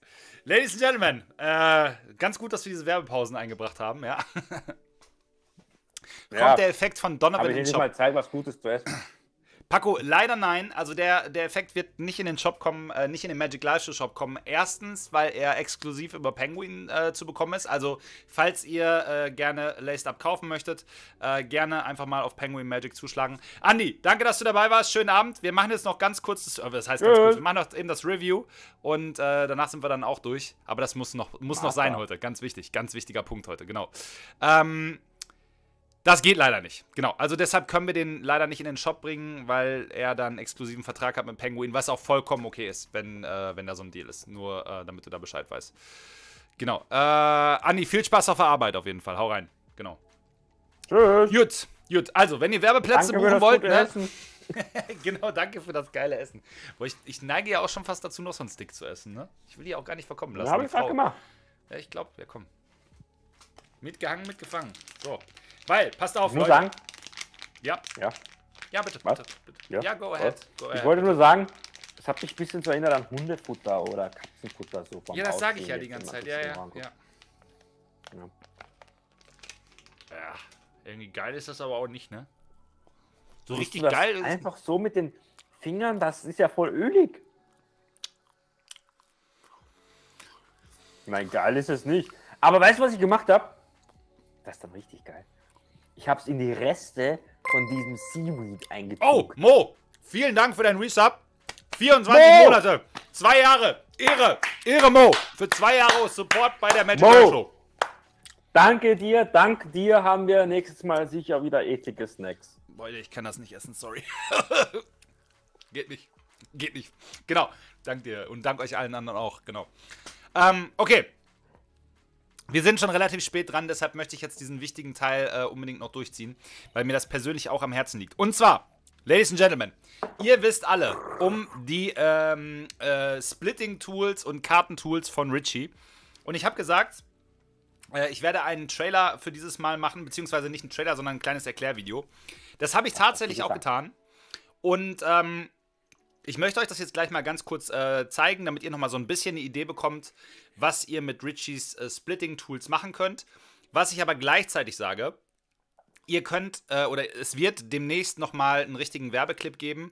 Das habe ich leider noch nicht geschafft, weil mein Kameramann in Mailand war. Nein, das ist nicht der Grund tatsächlich. Wir werden auf jeden Fall nochmal einen richtigen Clip dafür drehen, nochmal eine richtige Erklärung. Es wird heute auch ein Angebot geben, das habe ich allerdings noch gar nicht mit Richie abgesprochen. Ich hoffe, er zerreißt mich nicht hinterher, ja, und zerpflückt mich nicht. Wie gesagt, ich habe heute ein kleines Erklärvideo gefilmt. Das kommt auch auf die Website für Leute, die in Zukunft gerne wissen möchten, wofür man das benutzen kann. Ich habe es versucht, relativ kurz zu halten und relativ umgänglich zu erklären, sodass man auch als Nicht-Profi sofort versteht, wofür man diese Sachen brauchen kann, weil es ist tatsächlich so, ich bin in der letzten Zeit relativ häufig gefragt worden, warum sollte ich mir diese Tools kaufen? Welchen Sinn macht das? Warum soll ich Geld ausgeben für solche Tools und so weiter und so weiter? Deshalb habe ich dieses kurze Video gemacht. Es geht knappe 7 oder 8 Minuten, glaube ich. Guckt euch das mal kurz an. Danach reden wir gleich nochmal über die Tools. Wir versuchen das Ganze objektiv zu machen, weil es ist heute unsere Review und es wird auch noch ein Angebot geben am Ende. Wir werden das versuchen, objektiv zu machen, oder ich mache das objektiv mit Lukas zusammen. Ich kenne es ja noch gar nicht so. Ich bin gespannt, was da rauskommt. Das stimmt, aber auch wenn wir ein bisschen voreingenommen sind, ne, ihr wisst, Richie, guter Mensch und so, ne? Sehr guter Mensch, einer meiner engsten Freunde und so, würde ich sagen. Und ja, schaut euch erstmal kurz das Video an. Es ist eine kleine Erklärung. Es ist jetzt nicht unfassbar besonders, aber schaut es einmal durch und danach sprechen wir weiter. Bis gleich. Hi Leute, heute möchte ich euch mal ein bisschen was zu Richies Splitting Tools erklären, weil in der letzten Zeit sehr häufig die Frage gekommen ist, was kann ich überhaupt damit machen? Wozu lohnt es sich für mich, dieses Set zu kaufen? Und ja, was kann ich damit anfangen? Und ich gehe es mal ganz kurz durch, und zwar fangen wir einfach mal hinten an für alle die Zauberer unter euch, die gelegentlich ihre eigenen Gimmicks bauen und Kartengimmicks basteln und so weiter und so weiter. Die haben wahrscheinlich schon öfter das Problem gehabt, dass es, wenn es zum Kartensplitten kommt, immer die Schwierigkeit gibt, wie fange ich damit an, diese Karte auseinander zu trennen, klopfe ich sie auf den Tisch. Das hinterlässt dann immer so eine unschöne Kante in der Karte, das Splitten, dabei reißen ganz häufig die Karten. Und es sieht einfach nicht wirklich sauber aus. Darum hat Richie seine Splitting-Tools auf den Markt geworfen, ja, die wir hier bei Magic Live Show jetzt verkaufen, exklusiv. Und ich kann es euch wirklich nur ans Herz legen, wenn ihr meint, dass ihr Zauberer seid, die ihr Handwerk ernst nehmen, oder wenn ihr Wert darauf legt, dass eure Gimmicks qualitativ top aussehen, kann ich euch diese Tools wirklich nur ans Herz legen. Richie hat mir dieses Tool lange bevor wir es veröffentlicht haben persönlich gegeben. Ich habe damit rumexperimentiert und habe sehr viel rumprobiert, weil ich halt auch sehr häufig meine eigenen Gimmicks bastle und baue. Und ich sag's euch, es hat wirklich alles geändert. Die Qualität ist um 500% gestiegen und verbessert. Die Möglichkeiten sind ja, unendlich, und es wird natürlich wirklich viel einfacher für euch, wenn ihr das macht. Ich zeige euch jetzt aber erstmal ganz kurz, worum geht es hier überhaupt. Zum einen gibt es hier den Kartentrenner. Ja? Mit dem Kartentrenner könnt ihr im Prinzip die Karte dann splitten. Ja? Und das ist eine Hilfe, die hilft euch oder nimmt es euch ab. Nicht wie es früher war, dass ihr die Karte auf den Tisch legen musstet und dann reißen musstet, sondern ihr könnt die Karte hier reinführen von der anderen Seite oder von hier, weich machen oben, und dann zieht ihr sie ganz entspannt hier auseinander. Dafür ist das Gerät hier eine unfassbar große Hilfe. Hilft wirklich extrem, und die Karten sehen auch nicht so zerstört aus hinterher. Das macht dann auch nochmal einen ganz anderen Eindruck, weil die Karten halt auch nicht geknickt werden beim Auseinanderziehen. Der Druck bleibt gleich oder der Zug bleibt der gleiche. Die Karte wird nicht gewölbt und fängt nicht an zu krisseln oder hat keine unschönen Kanten drin, was wahrscheinlich bei einem Gimmick oder bei einigen Gimmicks schon mal passiert ist bei euch. Gehe ich jetzt einfach mal von aus, dass ihr wisst, wovon ich hier rede. So viel zum Trenner selbst. Dann gibt es noch das Werkzeug, was mir persönlich am allerbesten gefällt, und zwar ist das der Kartensplitter oder der Eckenaufrubbler, so nenne ich ihn jetzt mal, ja. Und zwar, ihr kennt das alle, das erste Problem ist bei der Karte immer den Anfang zu finden. Und früher hat man es so gemacht, man hat die Karte auf den Tisch geschlagen, hat sie aufgeklopft und zack, hatte man schon ganz entspannt hier erstmal eine richtig schöne Delle drin, die einfach nicht schön ausgesehen hat, ja. Dadurch konnte man dann natürlich den Anfang der Karte finden und die Karte splitten, so ein bisschen, aber es war halt alles andere als schön. Manchmal ist es gerissen und es ist halt immer eine unschöne und unsaubere Ecke da geblieben. Das ändert sich jetzt mit den Splitting-Tools, und zwar packt ihr einfach die Karte hier rein und ihr seht hier, ihr habt oben so ein ganz kleines Stückchen die Karte rausschauen. Ja? Da könnt ihr ganz einfach mit dem Finger drüber rubbeln, eure Karte aufrubbeln, und dann ist es einfach kinderleicht, wirklich kinderleicht, die Karte zu splitten, weil ihr habt sofort einen Anfang da. Ihr müsst noch einmal mit dem Fingernagel reingehen und habt direkt, ich weiß nicht, ob man es jetzt erkennen kann, aber ihr habt direkt die Ecke da und könntet jetzt die Karte splitten. Die ist jetzt natürlich schon ein bisschen deformiert, aber ihr versteht, was ich meine. Dafür hilft das Ganze, ich habe es jetzt mal ein bisschen größer gemacht, damit man es sehen kann. Ja, richtig nützliches Tool. Sollte in keiner Gimmickbox fehlen und in keinem Handwerkszeug von einem Zauberer fehlen, kann ich nur wärmstens empfehlen. Und wenn ihr die Karte gesplittet habt, ist es ja immer so, dass sie dann, wie man es auch hier sehen kann, sich gewölbt haben oder irgendwie so ein bisschen verzogen haben. Und damit sich eure Gimmicks auch hinterher wieder anfühlen und auch so aussehen wie eine echte Karte, gibt es hier auch noch die Pressplatten. Ja? Diese Pressplatten sind dazu gedacht, dass ihr entweder gesplittete Karten, wenn ihr sie aufhebt, dazwischen lagert, mit einer Schraubzwinge das Ganze noch verseht, zusammenschraubt, und durch den Druck und diese unfassbar geraden Platten bleibt natürlich alles dann auch wirklich ganz eben, und ihr könnt dann mit den Gimmicks, die ihr vorbereitet habt, ganz schnell eure neuen Gimmicks bauen. Oder halt auch nur, wenn ihr ein Gimmick zusammengeklebt habt, lasst es darin trocknen, packt es da rein, schraubt es mit der Schraubzwinge zusammen, lasst es trocknen, ganz entspannt zwischen den Platten, und es ist total glatt, wenn es getrocknet ist. Und ihr habt ein Gimmick, das aussieht wie eine echte Karte, die nicht manipuliert wurde. Dafür sind die Pressplatten gut. Ebenfalls höchste Empfehlung von mir, eigentlich ein sehr simples Tool. Wichtig ist hierbei, dass diese Platten sich nicht so leicht verziehen können. Das ist durch das Material bedingt und ihr habt dann halt immer eine sehr plane Oberfläche, auf der dann auch die Karten richtig, richtig schön glatt anliegen und sich dann auch nicht verziehen können und halt auch hinterher aussehen, als würden sie aus einer Presse kommen. Und dann, zuletzt, haben wir noch den Winkel, den Kartenwinkel. Wenn ihr jetzt mal eure Karten gesplittet habt, ja, sagen wir, ihr habt 2 verschiedene Teile einer Karte und wollt die jetzt wieder zusammenkleben. Früher war es ja so, man musste immer zusehen, dass die Karten sich richtig schön überlappen, dass da an der Ecke keine Kante mehr ist und so, ne? Wenn man sie übereinander geklebt hat. Und was ihr jetzt möchtet, ist natürlich, dass die Karten so eben wie möglich sind, auch wieder so aussehen, als würden sie aus der Fabrik kommen. Das ist halt super entscheidend bei vielen Gimmicks, ganz besonders, wenn ihr die Gimmicks herausgebt. Das ist immer meine persönliche Meinung. Ich mache das immer häufig bei Hochzeiten, da gebe ich einen Kartengimmick raus hinterher und das Brautpaar wird das noch für viele Jahre aufheben. Von daher ist mir sehr wichtig, dass die Gimmicks dann auch immer top aussehen. Und das habt ihr hiermit, könnt ihr dann diese Zentrierungshilfe, legt ihr einfach die Karte rein und könnt dann zum Beispiel mit Prittstift eingeklebte Karten oder mit Sprühkleber oder was auch immer es ist, übereinander legen. Ihr habt sie perfekt zentriert, da verrutscht nichts, da passt alles ganz genau. Ihr könnt sie dann ganz entspannt übereinander kleben. Wenn ihr viele Gimmicks basteln müsst, ist das auch eine sehr große Hilfe, aber es ist halt in erster Linie auch einmal, um genaue und exakte Gimmicks zu bauen, sehr, sehr schön und nimmt euch sehr, sehr, sehr, sehr, sehr viel Arbeit ab. Jeder kennt es, ja, man hat immer schon mal Ewigkeiten rumgefummelt und musste das Gimmick dann wieder neu bauen, weil es falsch zusammengeklebt war. Dann war der Kleber schon getrocknet und die Karte würde wieder zerrissen. Ist uns allen wahrscheinlich schon mal passiert, wenn ihr Kartengimmicks baut. Von daher auch dafür meine höchste Empfehlung. Also, das ist einfach mal ein grober Überblick darüber, was ihr mit den Split-Tools von Richie machen könnt. Ich wollte euch das Ganze einfach mal kurz in einem Überblick zeigen. Ihr bekommt sie jetzt im Magic Live Show Shop auf www.magicliveshow.de und ja, ich kann es jedem Kartenbastler wirklich nur ans Herz legen, wenn ihr Zauberer seid und ihr nehmt euer Business ernst. Macht euch Gedanken darüber, wie ihr Gimmicks hinterlasst beim Zuschauer, weil solche Andenken sollten auf jeden Fall für die Ewigkeit sein und sich nicht anfangen, nach 2-3 Wochen zu splitten und so weiter. Was ihr auch bekommt, ist noch ein sehr gutes Tutorial von Richie. Zu allen einzelnen Teilen gibt es nochmal ein Tutorial mit Erklärungen, wie ihr das genau benutzt, was ihr sonst noch damit machen könnt. Ein paar Praxistipps noch und Anwendungsmöglichkeiten kriegt ihr auch noch von uns mitgeliefert.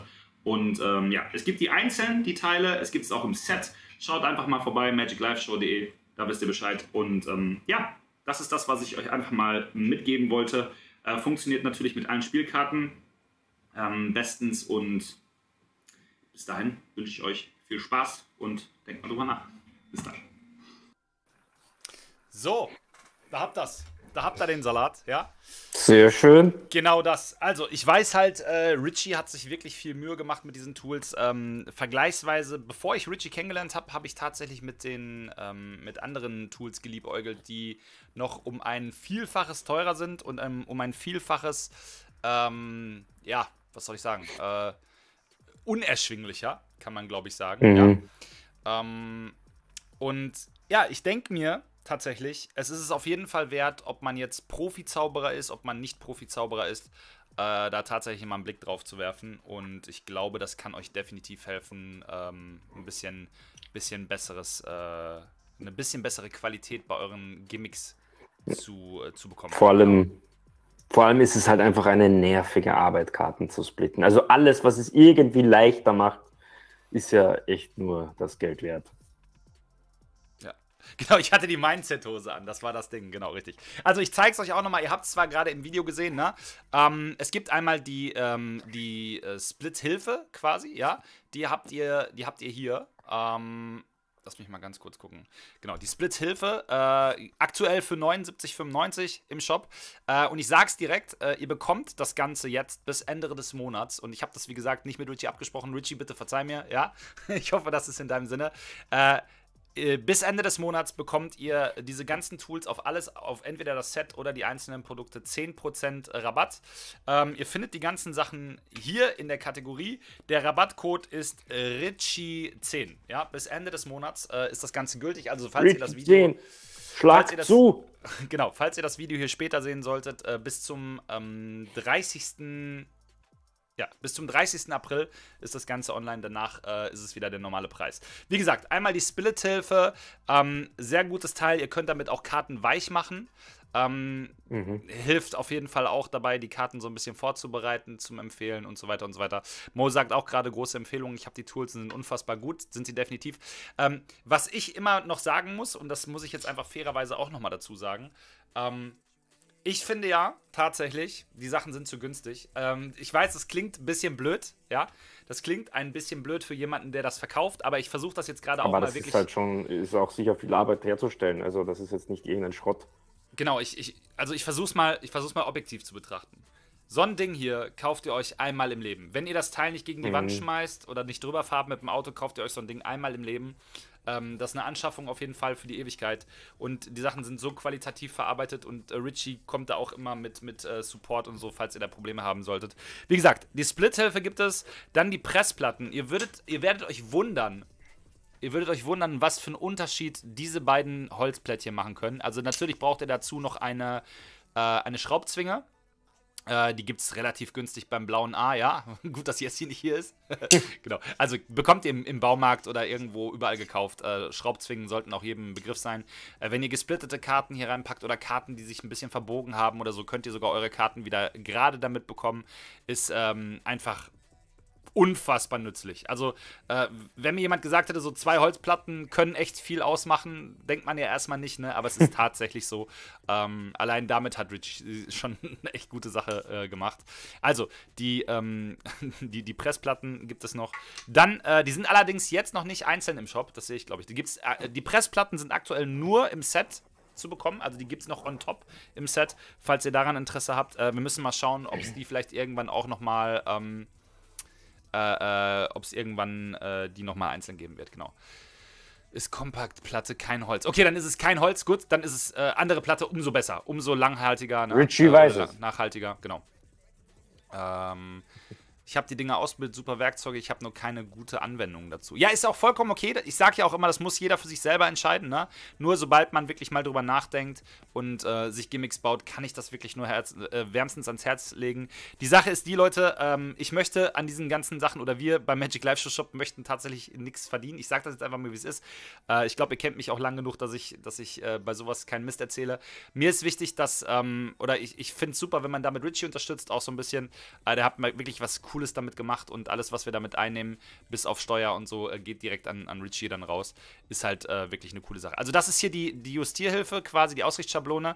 Wenn ihr Gimmicks zusammenbastelt, legt ihr die Karte rein, könnt sie besser zusammenkleben und so. Braucht keine stundenlanges Rumgefummel und so, wie oft ich mich schon darüber aufgeregt habe beim Gimmickbau, dass die einfach nicht... Mal nur einen Versuch. Genau, du hast nur einen Versuch, je nachdem, was für einen Kleber du benutzt, ne? Ganz besonders, wenn du Sprühkleber nimmst und so. Gold wert. Wirklich Gold wert. Und, wie ich es ja im Video auch schon gesagt habe, die Split-Hilfe selbst, der Eckensplitter. Das Teil finde ich... Das Teil ist genial. Grandios. Ganz ehrlich, wenn ich mich für eins von den Teilen entscheiden müsste und sagen müsste, ich darf nur eins davon haben, dann wäre es das hier. Ganz sicher. Ja. Das hier hilft euch so viel beim Kartensplitten, ist auch vollkommen in Ordnung und mit dem Rabatt ist es dann halt auch nochmal eine ganze Nummer günstiger. Richie hat wirklich viel Arbeit reingesteckt. Ja, sorry, ich wollte dich nicht unterbrechen. Vor allem, das ist ja auch wirklich ein wichtiger Part beim Kartensplitten. Wenn man das verkackt, kann man eigentlich schon von vorne beginnen, weil wenn das nicht passt und damit wirkt das halt echt, das scheint sehr hilfreich zu sein. Ja, ist es. Das ist eigentlich am interessantesten für ja, also ich weiß nicht, ob du dich noch erinnerst, wenn man die Karte so auf den Tisch geklopft hat. Ja. Das habe ich früher halt auch gemacht. Wie oft sah die halt hinterher richtig müllig aus und dann gibst du halt so ein Gimmick raus und du siehst selber noch, dass da oben so eine Kante ist. Ist nicht so geil. Kannst du hiermit und mit den Pressplatten auf jeden Fall super gut verhindern und ist auch für Anfänger geeignet. Also es gibt halt auch vernünftige Erklärungen dazu, was man damit machen kann. Natürlich kann man sich da noch irgendwie andere Sachen ausdenken, was man damit bauen kann. Da sind die Grenzen nach oben offen, sagen wir mal so, ja. Alles, was dir irgendwie einfällt, kannst du damit natürlich zaubern. Mit Kartensplitten kann man so einiges anfangen. Genau, guck mal, Richie schreibt es gerade, man kann auch Double-Decker splitten oder Kartenschachteln und so. Ja. Also, ich wollte es euch nur mal gezeigt haben, weil wir haben das jetzt schon ein bisschen länger im Shop. Wir wollten einfach mal in der Magic Live Show drüber sprechen. Von mir gibt das die höchste Kaufempfehlung. Ich glaube, es wäre unangebracht, heute irgendwie eine Punktezahl zu vergeben, wenn wir sagen, es ist irgendwie ein bisschen unglaubwürdig, wenn man sowas selber im Shop hat. Nur ich glaube, ihr wisst auch mittlerweile, seit wir angefangen haben, überhaupt mit der Magic Live Show, dass wir nur Produkte im Shop haben, hinter denen wir auch 111% stehen, bis auf das eine, das wir dann irgendwann mal abgeschafft haben, das wir hier nicht mehr nennen werden, ja. Da haben wir auch 111% hinter gestanden, bis dann, ihr wisst schon, ja. Long story short. Long story short, ne? Das Produkt hat sich dann selbst selbst abgeschafft. Nicht wieder aufholen. Genau, das wollen wir nicht aufholen. Aber wenn wir was im Shop haben, ist es mir persönlich super wichtig, dass ich da voll und ganz hinterstehen kann. Und das kann ich bei dem Produkt absolut. Nicht nur, wie gesagt, dass die Sachen hier cool sind, sondern auch, weil Richie ein guter Mensch ist und sich damit auch sehr viel Mühe gemacht hat und die Dinge eigentlich preislich locker beim Doppelten liegen sollten. Das kauft ihr euch einmal, das hält für immer. Ja, genau. Das ist eine Investition, die man einmal macht und es hält halt einfach so. Richie steckt da viel Liebe rein und viel, ja, da macht das schon gut. Das ist hochwertig. Warte mal, was war denn so? Warte mal. Hochwertigste Richie-Produktion. So hochwertig wie seine Pizzen. Genau. Ja, richtig. So, Sun Magic hat uns geschrieben. Ist das Gimmick jetzt für alle Karten, die du jetzt normal kaufst oder schon mal geklebt worden ist? Für alles Sun Magic. Also du kannst damit alle Karten splitten. Also wenn du dir deine eigenen Gimmicks bauen möchtest aus, was weiß ich, Bicycle, was auch immer du da kaufst, kannst du die Karten splitten, was auch immer alles machen. Ne? Es gibt ja 1000 Möglichkeiten. Es gibt halt Karten, die nur 2 Schichten haben. Ich glaube, da ist das dann ein bisschen anders. Die kann man auch splitten, aber es gibt Karten, also Bicycle hat ja 3 Schichten, Papier, Karton, Papier, oder? Ich habe mir sagen lassen, angeblich sogar 5, Kleber. Aber ja, genau. Aber ja, weil dazwischen halt auch noch Kleber ist. Ja. Manche zählen das irgendwie mit, aber es gibt halt auch Karten, die nur 2 Schichten haben, aber das sind halt Schrottkarten meistens. Ja. Und es ist halt, ihr müsst das halt auch mal auf die Langzeit sehen, ne? Wenn man sich seine Gimmicks selbst baut, wenn ihr die immer als Refill kauft, definitiv ist es auch so ein Preisfaktor, ne? Natürlich. Da kauft er natürlich auch, oder ihr zahlt natürlich auch dafür fürs Produzieren.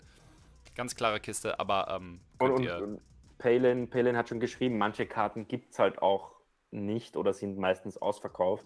Ich habe auch schon mal irgendeinen Double-Backer, glaube ich, war das gesucht, und einen Double-Facer war das, glaube ich. Habe ich gesucht. Gab es auch bei Penguin, aber der war ständig ausverkauft. Und bei Vanishing, glaube ich, auch. Und mir war es zu mühsam, es selbst zu basteln, weil ich eben das Splitten so hasse. Ja. Und damit ist es halt eine ziemliche Erleichterung. Absolut, ja, genau. So, da haben wir drüber gesprochen.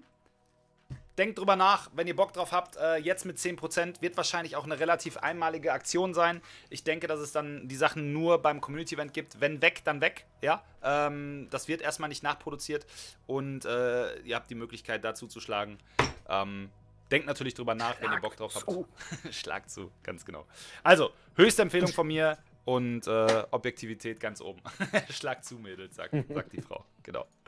Ja, sehr geil. Leute, wir sind, glaube ich, wenn ich das richtig sehe, am Ende angekommen. Am Ende! Am Ende. Es war mir ein Vergnügen, Herr Priller. Es ist 22 Uhr, also fast eine Punktlandung. Ja, fast 22:09 Uhr. Ja, wir haben das ganz gut getimt. Ja. Unser Gast war großartig. Ja, ich finde auch. Also wirklich Top-Gast. Ja, ich bin richtig happy, dass wir Donovan dabei hatten. Hau den Lukas, ja. Ja, er kriegt noch ein T-Shirt, Claudia. Er kriegt noch ein T-Shirt von mir, versprochen. Er kriegt noch eins. Genau. Ja, Lukas, es war mir auch eine Ehre, mit dir wieder die Show zu machen. Es freut mich, dass wir die zweite Show Es war mir auch eine Ehre, die Show mit mir zu machen. Und wen wir als nächsten Gast haben, können wir noch nicht sagen. Ja, das wird sich noch rausstellen. Können wir noch nicht sagen, nächste Folge wäre dementsprechend lass mich mal ganz kurz auf meinen schlauen Kalender schielen. Ja, wann ist das? Um das nochmal schnell abzuklären. Das wäre der 7. Mai. Der 7. Mai. Tatsächlich. Dann haben wir schon Mai, Leute. Tatsächlich. Markiert euch das im Kalender. Ja, ganz wichtig. Eine Cap bekommt ihr auch, Paco, auf jeden Fall. Eine vernünftige, weil das geht auch nicht. Ich markiere es mir auch gleich im Kalender. Wir könnten noch drüber reden, dass ich gestern das Clowns-Orakel versaut habe und was ich gelernt habe, können wir aber auch die Woche machen. Ja, lass uns das die Woche im Stream machen, Palin, ja. Genau. Genau, Übrigens, Marc, danke für das schöne Paket und die vielen Sehr Konfetti, gerne. die jetzt überall hier verteilt liegen. Und Ja, jetzt danke hier- an Andi, ich glaube von Andi kamen Katja, die Snacks. Katja und Andi, genau. Katja und Andi. Danke für die Snacks. Richtig. Auch Schmeißt an du euch, jetzt zum wenn Abschluss ihr noch einmal irgendwas Konfetti? Ekelhaftes habt. Richtig. Schmeißt du jetzt zum Abschluss noch einmal Konfetti in die Luft? Das ist die Frage. Nein, weil ich ich hab glaube, da das nämlich- ist die Frage, die der Chat wissen möchte. Das so, kann Chat? ich nicht machen. Ich habe da den Müll reingeschmissen von diesem öligen Zeug und Ja, aber unten drunter ist das Konfetti kann ich doch bestimmt. jetzt hier nicht Das herumwerfen. Konfetti war. Das ist keine Frage. Genau. Mo sagt, das ist keine Frage. Ja, komm, dann wenigstens 3 so Schnipsel. Jetzt musst du es durchziehen. Danach ist Ende. Ich drück dann Ende. Okay, Leute, vielen Dank, dass ihr dabei wart. Nächste Show Danke. am 7. Mai. Es war mir eine Ehre. Wünsche euch noch einen schönen Abend. Wir sehen uns morgen auf meinem Kanal. Ich muss gucken, was der 3D-Drucker macht. R2D2 incoming, ja. Und habt eine schöne Woche, habt einen schönen Monat. Claudia, danke für 100 Bits. Dankeschön für 100 Bits, Claudia. Schönen Abend. Macht's gut. So, Scheiße, was habe ich gemacht? So sieht's bei mir aus. The story of my life. Haut rein, Leute. Dankeschön. Ciao, ciao.